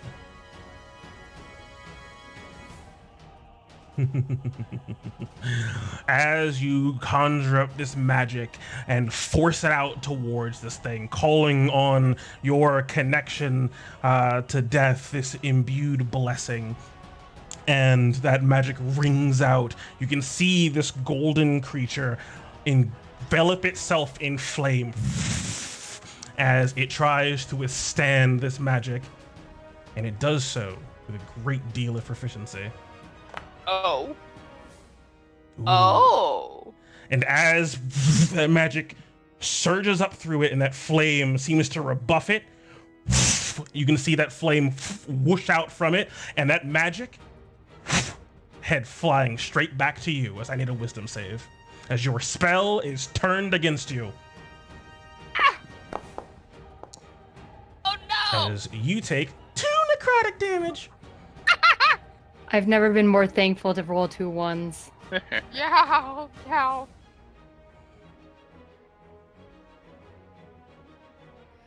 Alright, they can throw magic back at us. That is... I hate it. That's gonna be it for her. She's just gonna take another 15 back. And that's it.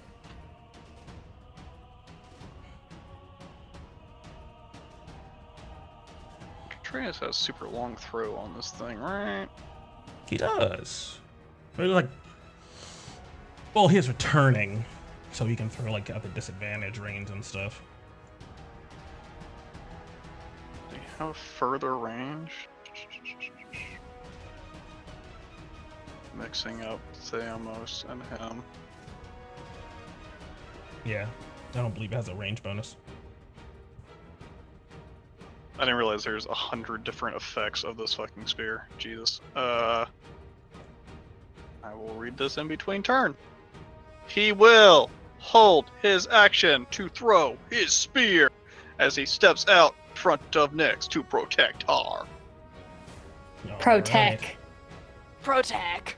As he'll use Shieldmaster to push her over. Because apparently he has Shieldmaster. I was unaware of all that. I don't think he has Shield Master. It says right there he does. You sure this is not his Shield Bash that he left on there, maybe? It says S Mastery.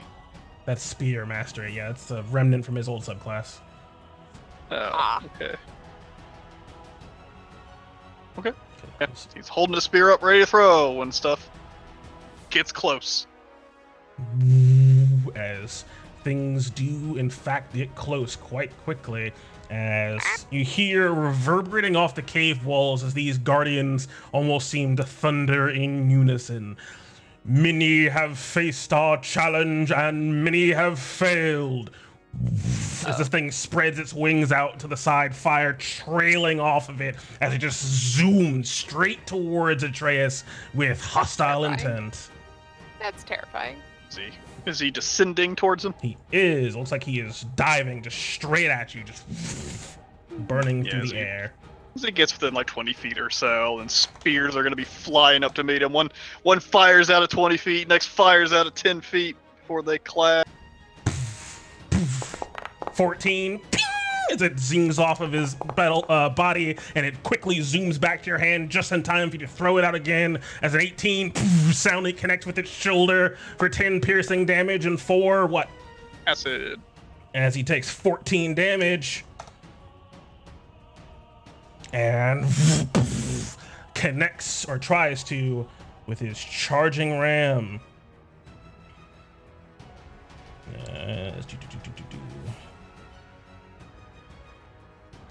Braces himself. That first ram attack, 18. Ooh, not going to make it. Just barely. As you can feel just a great deal of extra damage riding along with that initial charge, but rebuffed off of your heavy shield.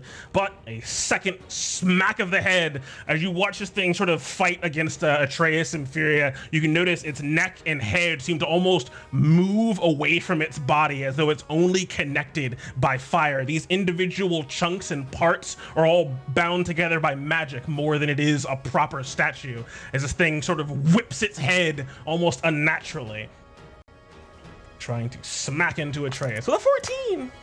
Hey! Dong dong. Boom, boom, indeed. As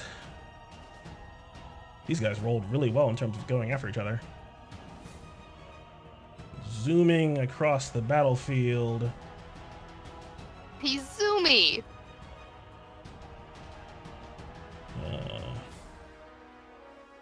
Holy cow. Needing to take the dash action. This thing streaks across the battlefield, fire racing off of its back. As this one, you get within range? Ooh, you might be able to get within range. That's terrifying. Flying 30 feet up.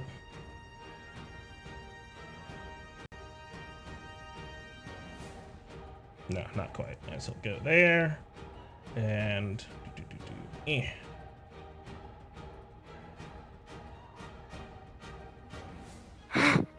Us. Let's not start surrounded. Them. Bet. yeah, so take a dash action, 5 more feet, just above the tree. As it seems these sentinels are descending upon you fast, though 2 of them still high up in the air. But looking at your flanks, Sophia, it comes to you. Sophia gonna pull out a little skull out of her robes, hold it up. Gray magic starts to roil around within the upside down skull as she turns it over, spilling out on the ground. As this one up to her left seems to be circling up around her. This creature is going to form up in its face as Ghost Girl's gonna start to beat. Yeah, Oh, Ghost yeah. Girl.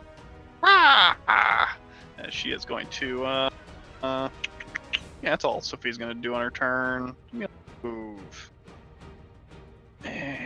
Get in the way of this tree, sort of in the way thing over to the east side here, but not under the tree. As Sophia's gonna end her turn, as Ghost Girl's gonna strike out. Ghost Casting Girl. 4th level. So she get a little bit more health and a little bit more taco. All right. Which one is it? Guess it. Ooh.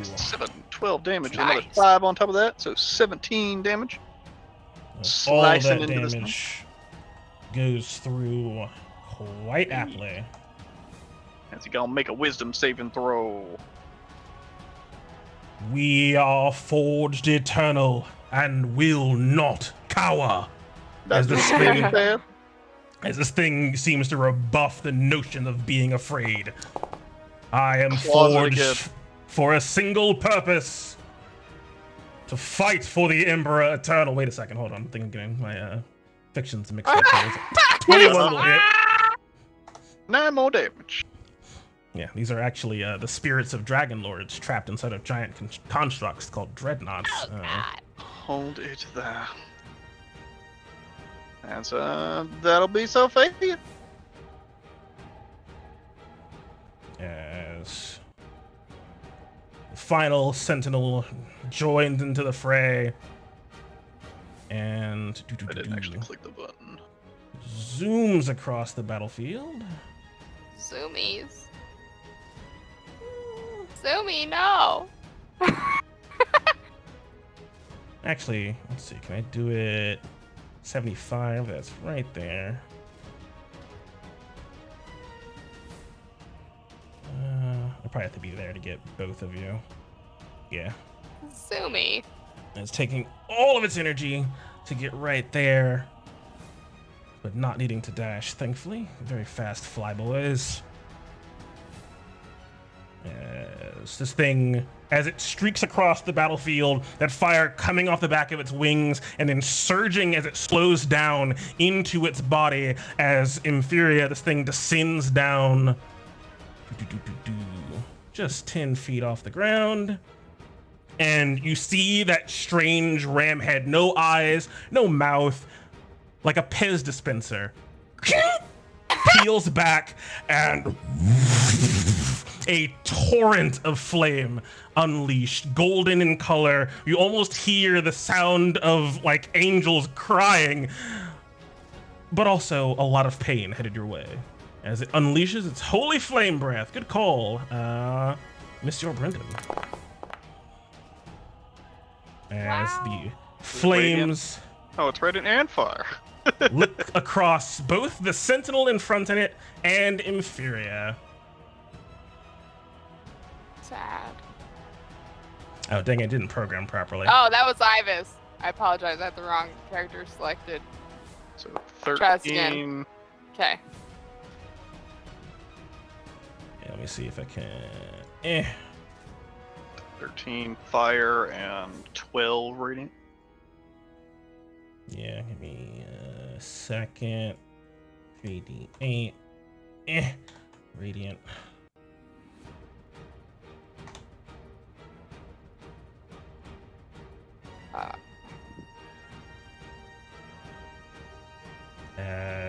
Yeah. You are resistant to radiant, and you make your save, so you take 8, 9, 10, 11, 12, 15 fire damage, right? Ibis is 40 feet up in the air. Yeah, she accidentally rolled Ivis. She meant to roll Inferior. Okay. But Inferior makes it with a 17, because it's only a DC 14 dex save. As this fire like lurches out in this small cone. So you take, 15 fire damage, and then, or not 15, 7 fire damage, and 6 fire damage. 3 fire damage, 3 radiant damage. 3 and 2. 13 gets half to 6. 12. Yeah, 12 gets half to 6, and then 3. So 9 damage total? Yeah, 9 damage total, yeah. I accidentally added the fire up to 15, not 13, my bad. You're good.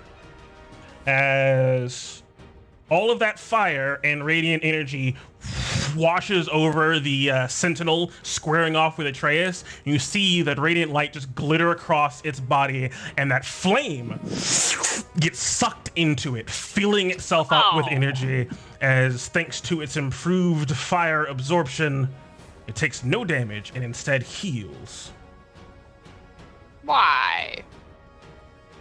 Is a challenge. As 8, 9, 10, 13. You just did 13 twice. I think Unless it's the animation doing glitched. Yeah, it's the animation, yeah.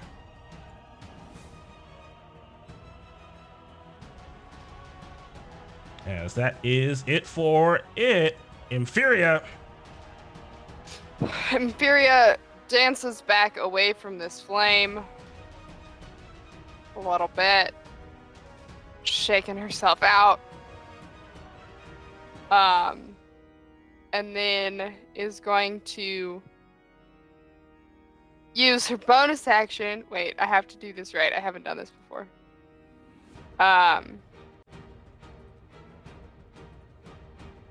To upcast Hunter's Mark.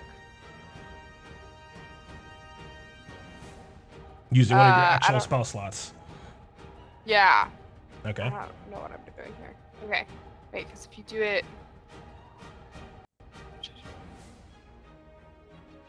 Wait, what is the point of upcasting this again? Just makes it last longer. Oh, never mind. Yeah. Not upcasting Hunter's Mark. What did I say? Okay, it's gonna cast Hunter's Mark on the... Why did it... I don't know what's happening anymore. On this duder. Yeah, okay. And yeah, we're gonna stick with that duder for now. And Ignore what's Then- about to happen. what? So just keep going. Okay. And then is going to...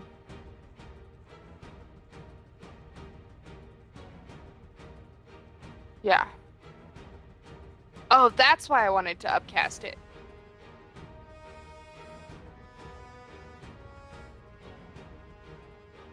Okay. Still gonna upcast the Hunter's Mark. You to second level. Second level Hunter's Mark. Okay, And sorry, what? you're good. Okay. And then is just going to launch chakrams at said targeted Hunter's Mark beastie without advantage because battle cry fell. Yeah, did I get everything? I got it. Boom, boom. Ooh. Boom. Hey! Hey! Opening with a crit, the 15 will miss once again. So give me 3d6 and 3d4 for all of your extra damage riders. As you Hunter's Mark yourself. Thank you. Roll. There we go. Ooh, all that extra damage. Look at you. All right, so 8, 14,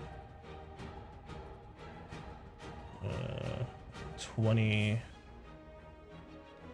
32 plus 6, 38 damage in a flurry of chakrams.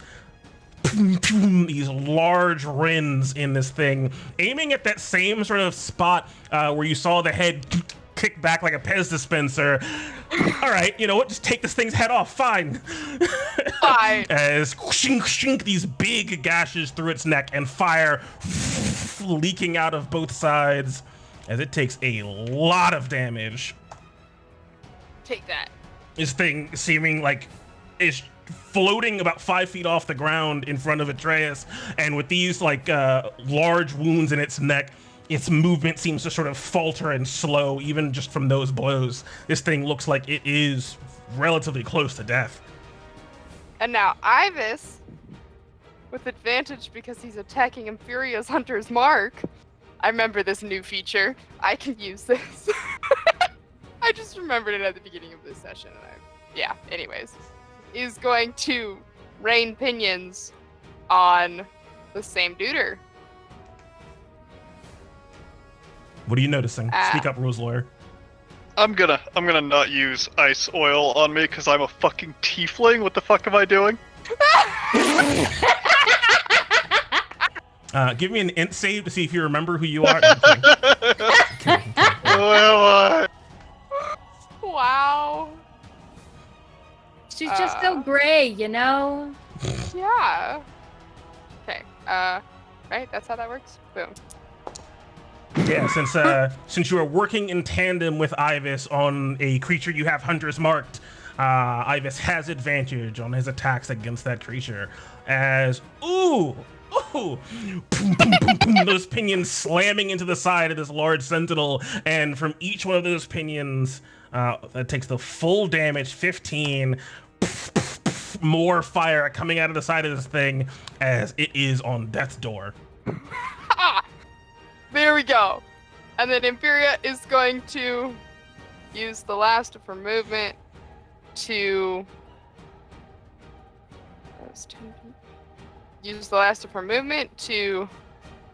duck behind this tree a little bit. And Ibis is going to retreat a little bit as well.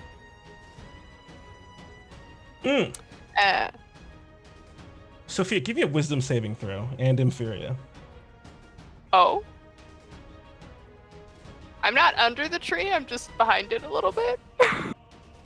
I'll give you the wisdom saving throw 1 second. Wisdom.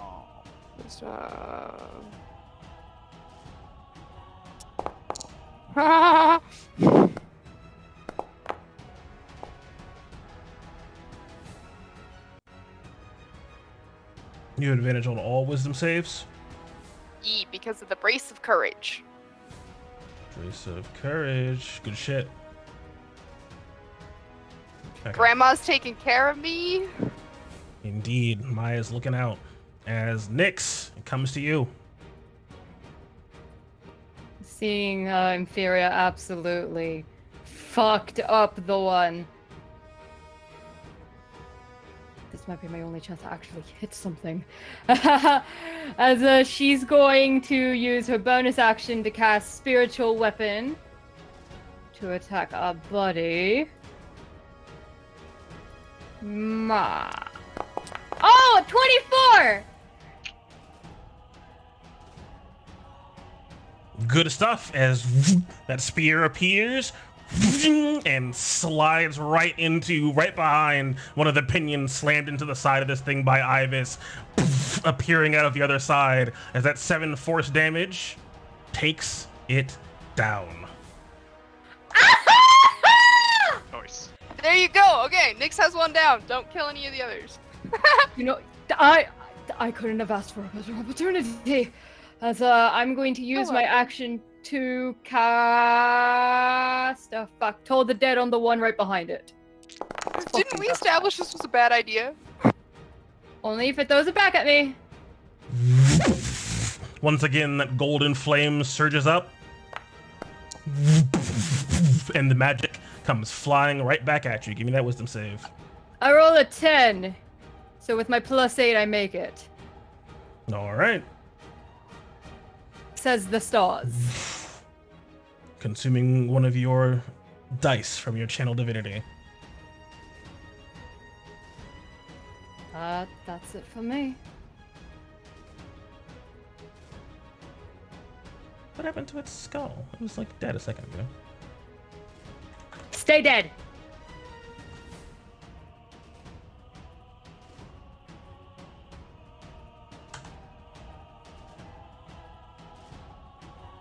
All right, Atreus. The one in front of you collapsing down into a pile of golden metal, seemingly just stopping moving, and the fire dying down within it.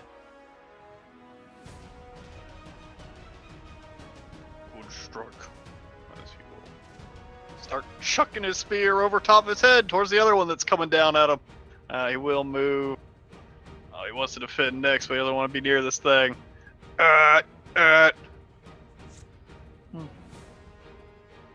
The flames, give them life. We should not be close to them.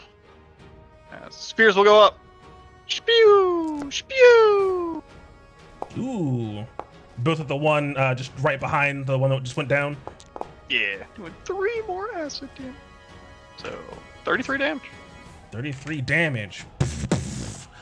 Sound hits as that spear rins into this sentinel. As he will sort of back up, trying to stay still sort of near Nyx, get his shield in between anything that might come, but sort of slowly backing up away from this corpse, just to try to make sure the flames being shot about aren't bringing it back to life. Hey, he'll go the other way.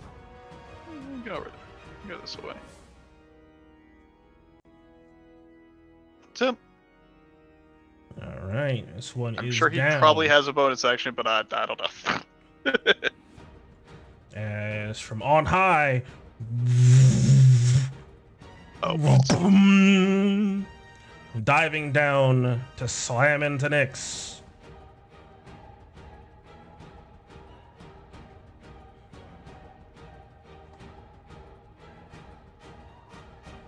Does it slam?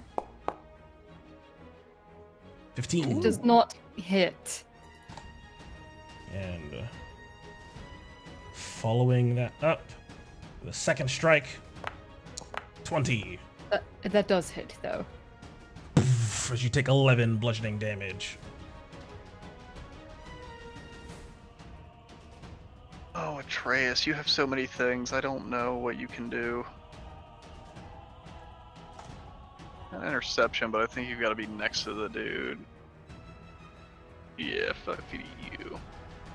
As it will ram into you. And then back up into the air. How high up? Just asking. 15. 15 feet up. 'Cause that's all Good of to its know. movement.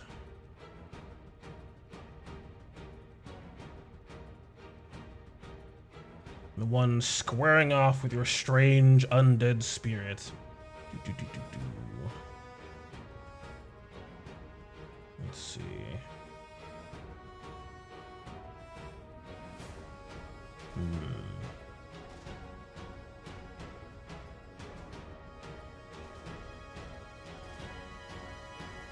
Is going to back away from it, flying straight back away from your undead spirit.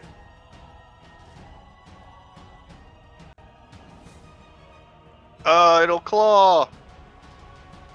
Sorry, I'm just trying to figure out all the Atreus things.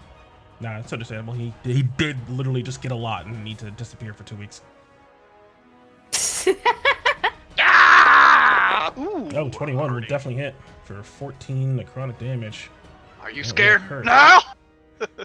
It is not as it charges at you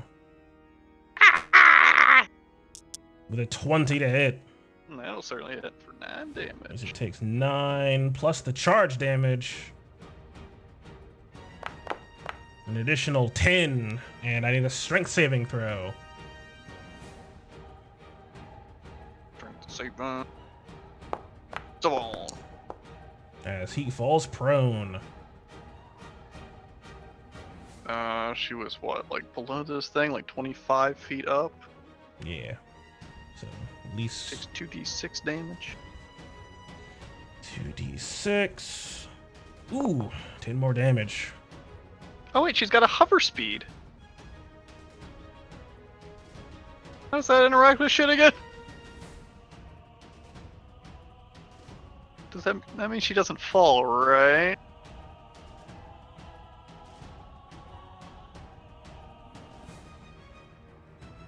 It might be the speed 0 thing, but prone does set your... Difference between hover and flying. Hover basically means you don't need to consciously keep yourself aloft. Some magic requires will, other types are more passive.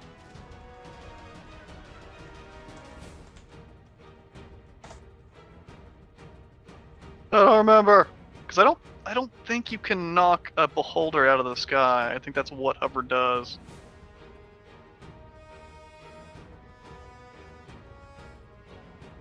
If a flying creature is knocked prone, has a speed reduced to 0, unless it has the ability to hover.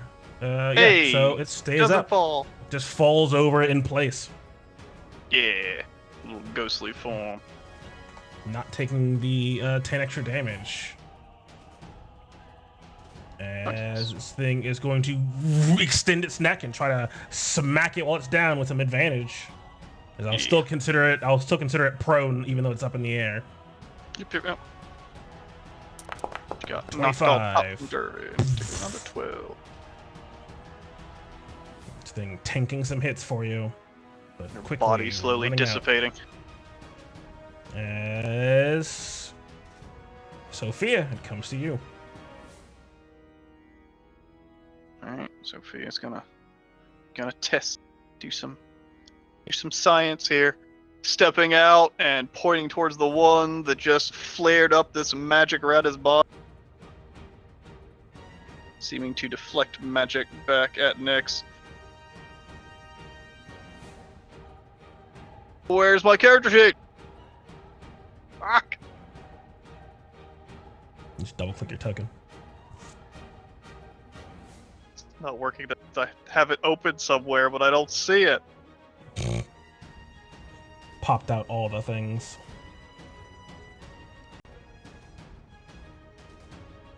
There it is.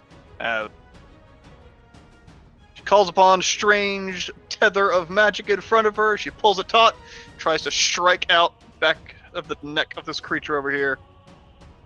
And she's gonna try to mind whip it. The one that just reflectified magic back at Nyx.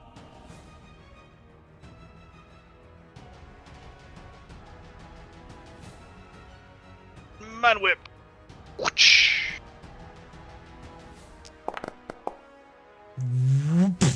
And As saving throw. once again that golden flame surges up. But it is not enough. Nice. As this thing seems to sort of shudder in place, taking 11 second damage and limiting its actions. Sort of holds onto that tether, pulls it tight, and then it just sort of dissipates out of her hand. All those things' body is still sort of constricted up. As Sophia's going to flee. Can't I measure?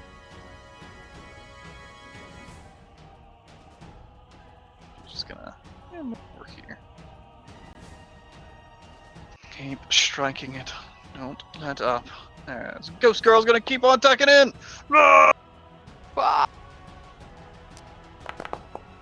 As both of those scraping against the golden metal that comprises it. Not enough. As That's this Sophia. one.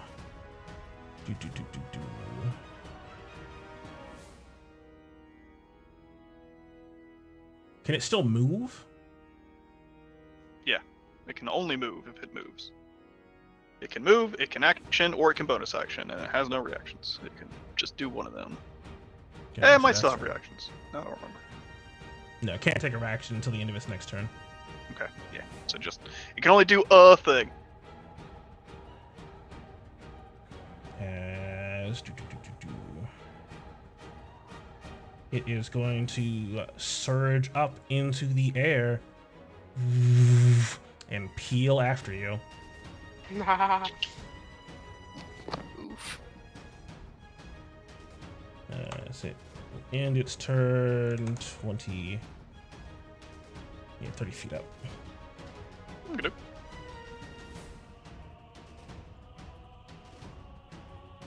Yes, that's it for it. Inferior. I'm going to see if Ivis's charge retreat Thunder's Cry recharges. That is a no. But for some reason on my character sheet it says it's charged. Confusion. Inferior is going to spin around and launch chakrams at the one that's chasing Sophia. Hey. After what? Hey! Thank you! You're welcome. After transferring her hunter's mark to that one, Hey, good shit. using her bonus action.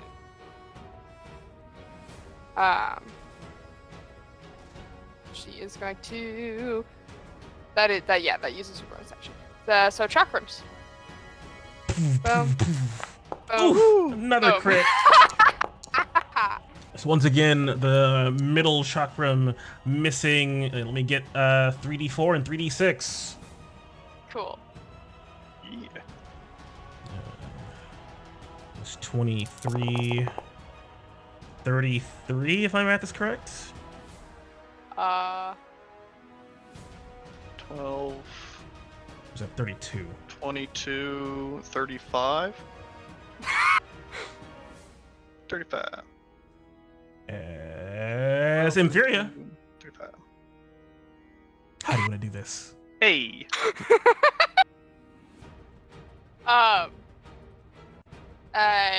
Furia just whipping around in one motion, sends out the first chakram. Second one gets a little bit rushed. And then that first one, as it comes back, she can see that it made a good dent on this creature. And so she sends out the third, cutting in just below the wing on the side, straight through the side of this creature. As that hole punctures through both sides, and from underneath both wings, a massive gout of flame as this one comes crashing down to the ground. Inferior gives Sophia a bit of a wink, Thank you. and then spins back towards the battle. And Ibis is going to rain pinions on this healthy creature here. Pinion storm. Boom, boom, boom, boom. All those pinions slamming home for 14 damage. And then he's going to fly over this tree and away a little bit. As Nyx comes to you. Using her bonus action, her spiritual weapon is going to spin around and shoot up from the ground to attack this fucker in the air. Let's see. 18? 18 will soundly connect for 12 force Nice. damage. Beautiful, beautiful. And yeah, what the hell? I am going to use my action to cast Fairy Fire up in the air. See if we can light it up.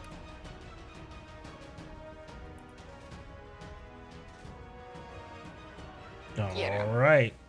This thing is quite coated in all this starlight, highlighted for all those who wish to attack it.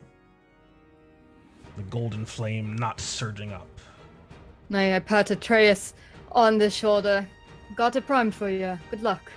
As I am going to skedaddle away.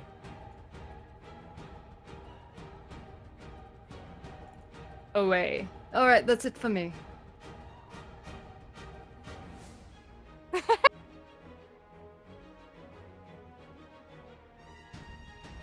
All right. Atreus Atreus. comes to you. There's a target. It's only 50 feet up. Nice. Scoots on down, lines up his shots, fires them all. Pew, pew, pew, pew. 50. Well, he has some advantage, so you can click on the little Double 15. Ah! Double 25. will connect Doing for 11 11 damage in damage. total. Nice. Atreus will just sort of back up, just sort of clanging his shield on his spear as he picks up away from these things. As yeah, just making a racket. He will spend a little bit of that grit or whatever it's called to give him some more defenses as he'll shielding sides as oh, I need to do the thing. Whatever. He does the shield thing for +2 AC. Gotcha. Building up your mortal will. But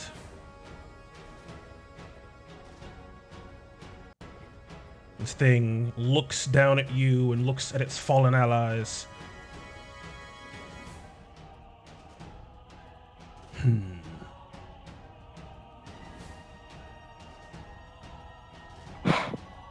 I swear to God, if this thing is able to revive his friends. Looks at Atreus and flies over to him and then down and away from him. What?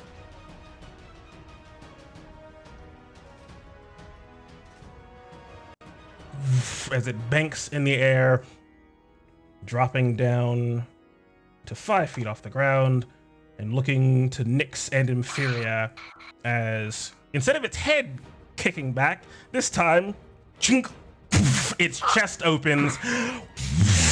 Oh, fuck. And a flood of this strange green gas expels across the two of you. As I'm gonna need some con saving throws. Oof. Better fine.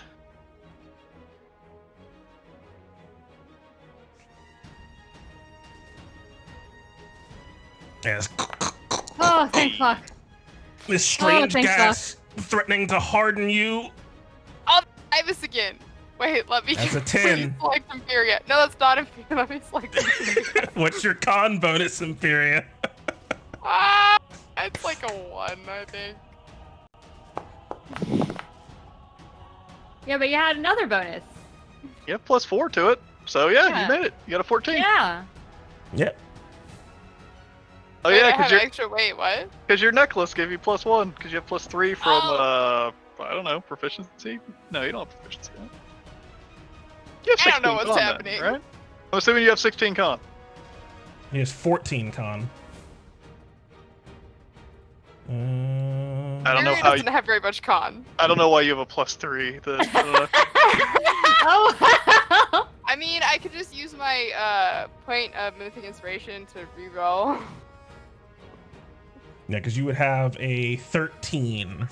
Yeah, because you don't have proficiency. So that's a 13, so that would be a failure. So you want to reroll? Yes.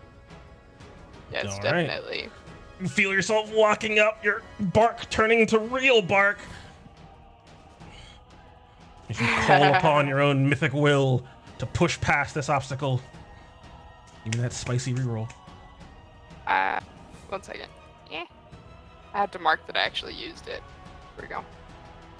Inferior is selected. God damn it. As with a 9, you are beginning to turn to stone and you are restrained.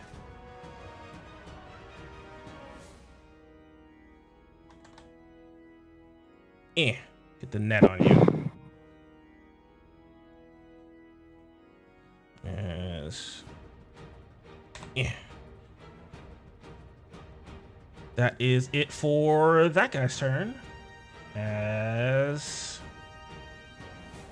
hey, oh, what you know? Hey, oh, what you know?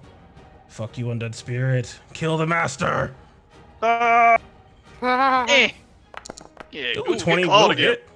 As scraping against its sides, draining away some of that flame, some of that life-giving magic. And this thing is able to close the distance with you, Sophia, and bring its head down low as it will try to ram you. Here comes the crit. Oh, pretty close. 24.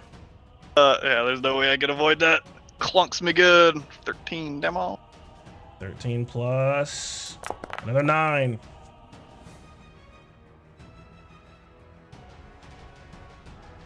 Need to make an 11. Hey, I'm good. Hey, No, I hanging don't- on to I it, don't wanna roll and plus. Fuck off. give me a DC 15 strength save.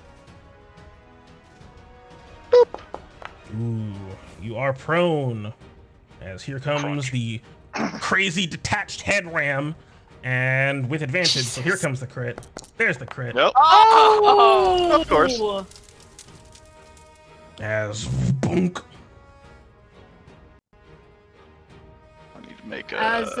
As a reaction, I am going to use my Visions of Danger to heal Sophia. Ah! Nice. What am I gonna heal? I just got to figure out. I feel like it's the only healing word that I can use on you right now. Oh, you don't have cure wounds? No, because Nyx tries to stay out of it. That's literally not how your life is. So maybe learn. Maybe learn that you'll always be in the No. ship. I'm going to give you a 4th level healing word. Damn. All right. Sophia hasn't gotten her hit yet. Hey, Yeah. As this strange connection to life and death surges through you, Nyx, and calling upon this healing magic for the first time, I believe, since actually getting this feature. And you can feel that connection embolden and empower your magic as you get to add your wisdom twice to all of your healing magic as Sophia gains 17 HP on a healing word.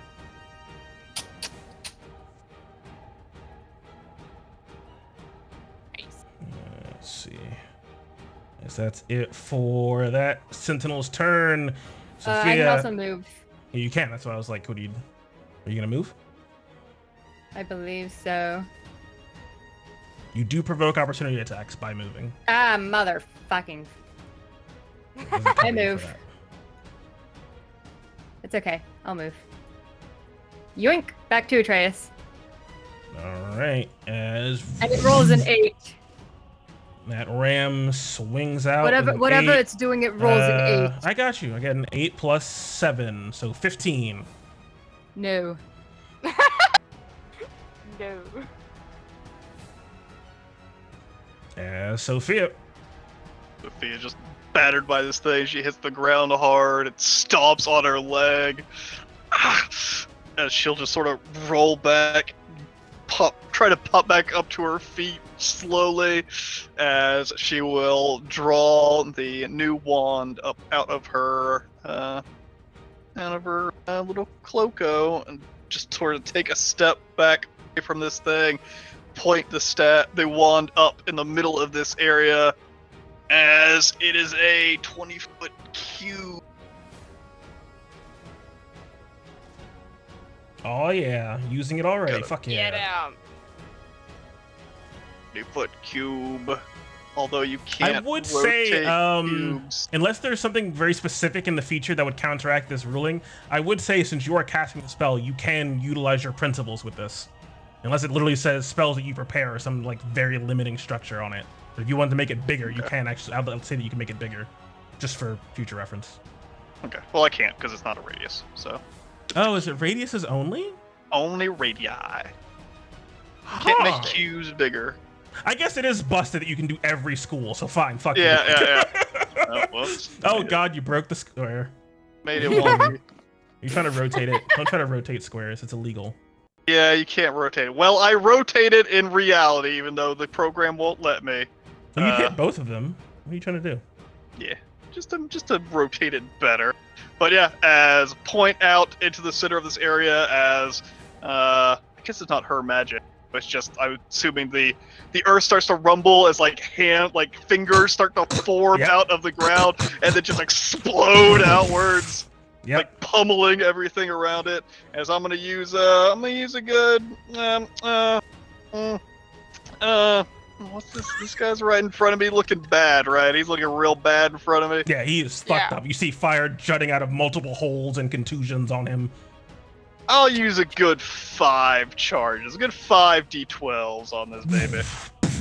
As, in response, 5 large hands jut out of that 20-foot cube, trying to smack and crack into anything they can up to 20 feet in the air. As it almost seems like you call on the wrath. Too much. Almost seems like you call on the wrath of Kentamane himself. Having survived that crazy rock slide, that weird demon encounter, now this magic in your own hands. But thankfully there's a dex save attached to this. Yeah. Because DC 15 dex Jesus. save. One of them probably make it, maybe. Well, not that one. Not that one either. Wait! Oh shit. I also just shred this other body. Shit. Oh Ooh, this is gonna be funny. All right. Why'd you do that, Sophia? I love this dungeon. Why did I think of this? All right, so these hands burst out of the ground, and the one to the south just smacked into the dirt. He's in pieces. As the one to the north looks towards you as these hands grab up around him and batter and crush into him as you kill both of them at the same time. Weren't. As fire surges into this one, and give me a d4.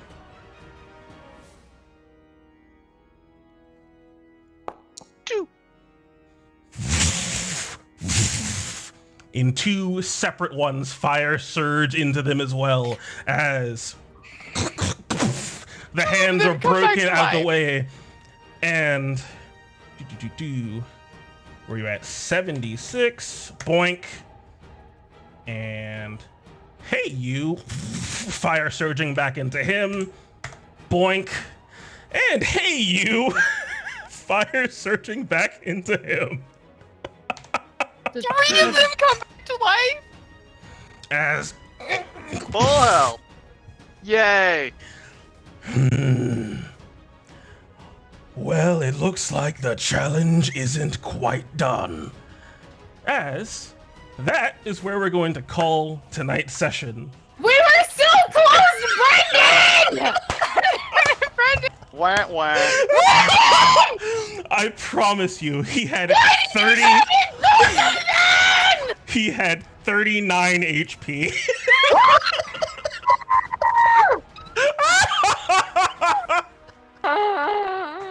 Oh shit! But hey, this one's dead. Let me just mark this down as he is Oh yeah, dead. yeah. The one that Sophia could have focused on is dead. That's good news. Glad to hear it.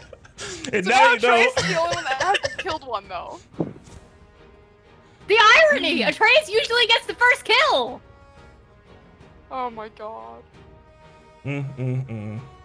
As that is where we're gonna pause tonight's session, so we don't go too late.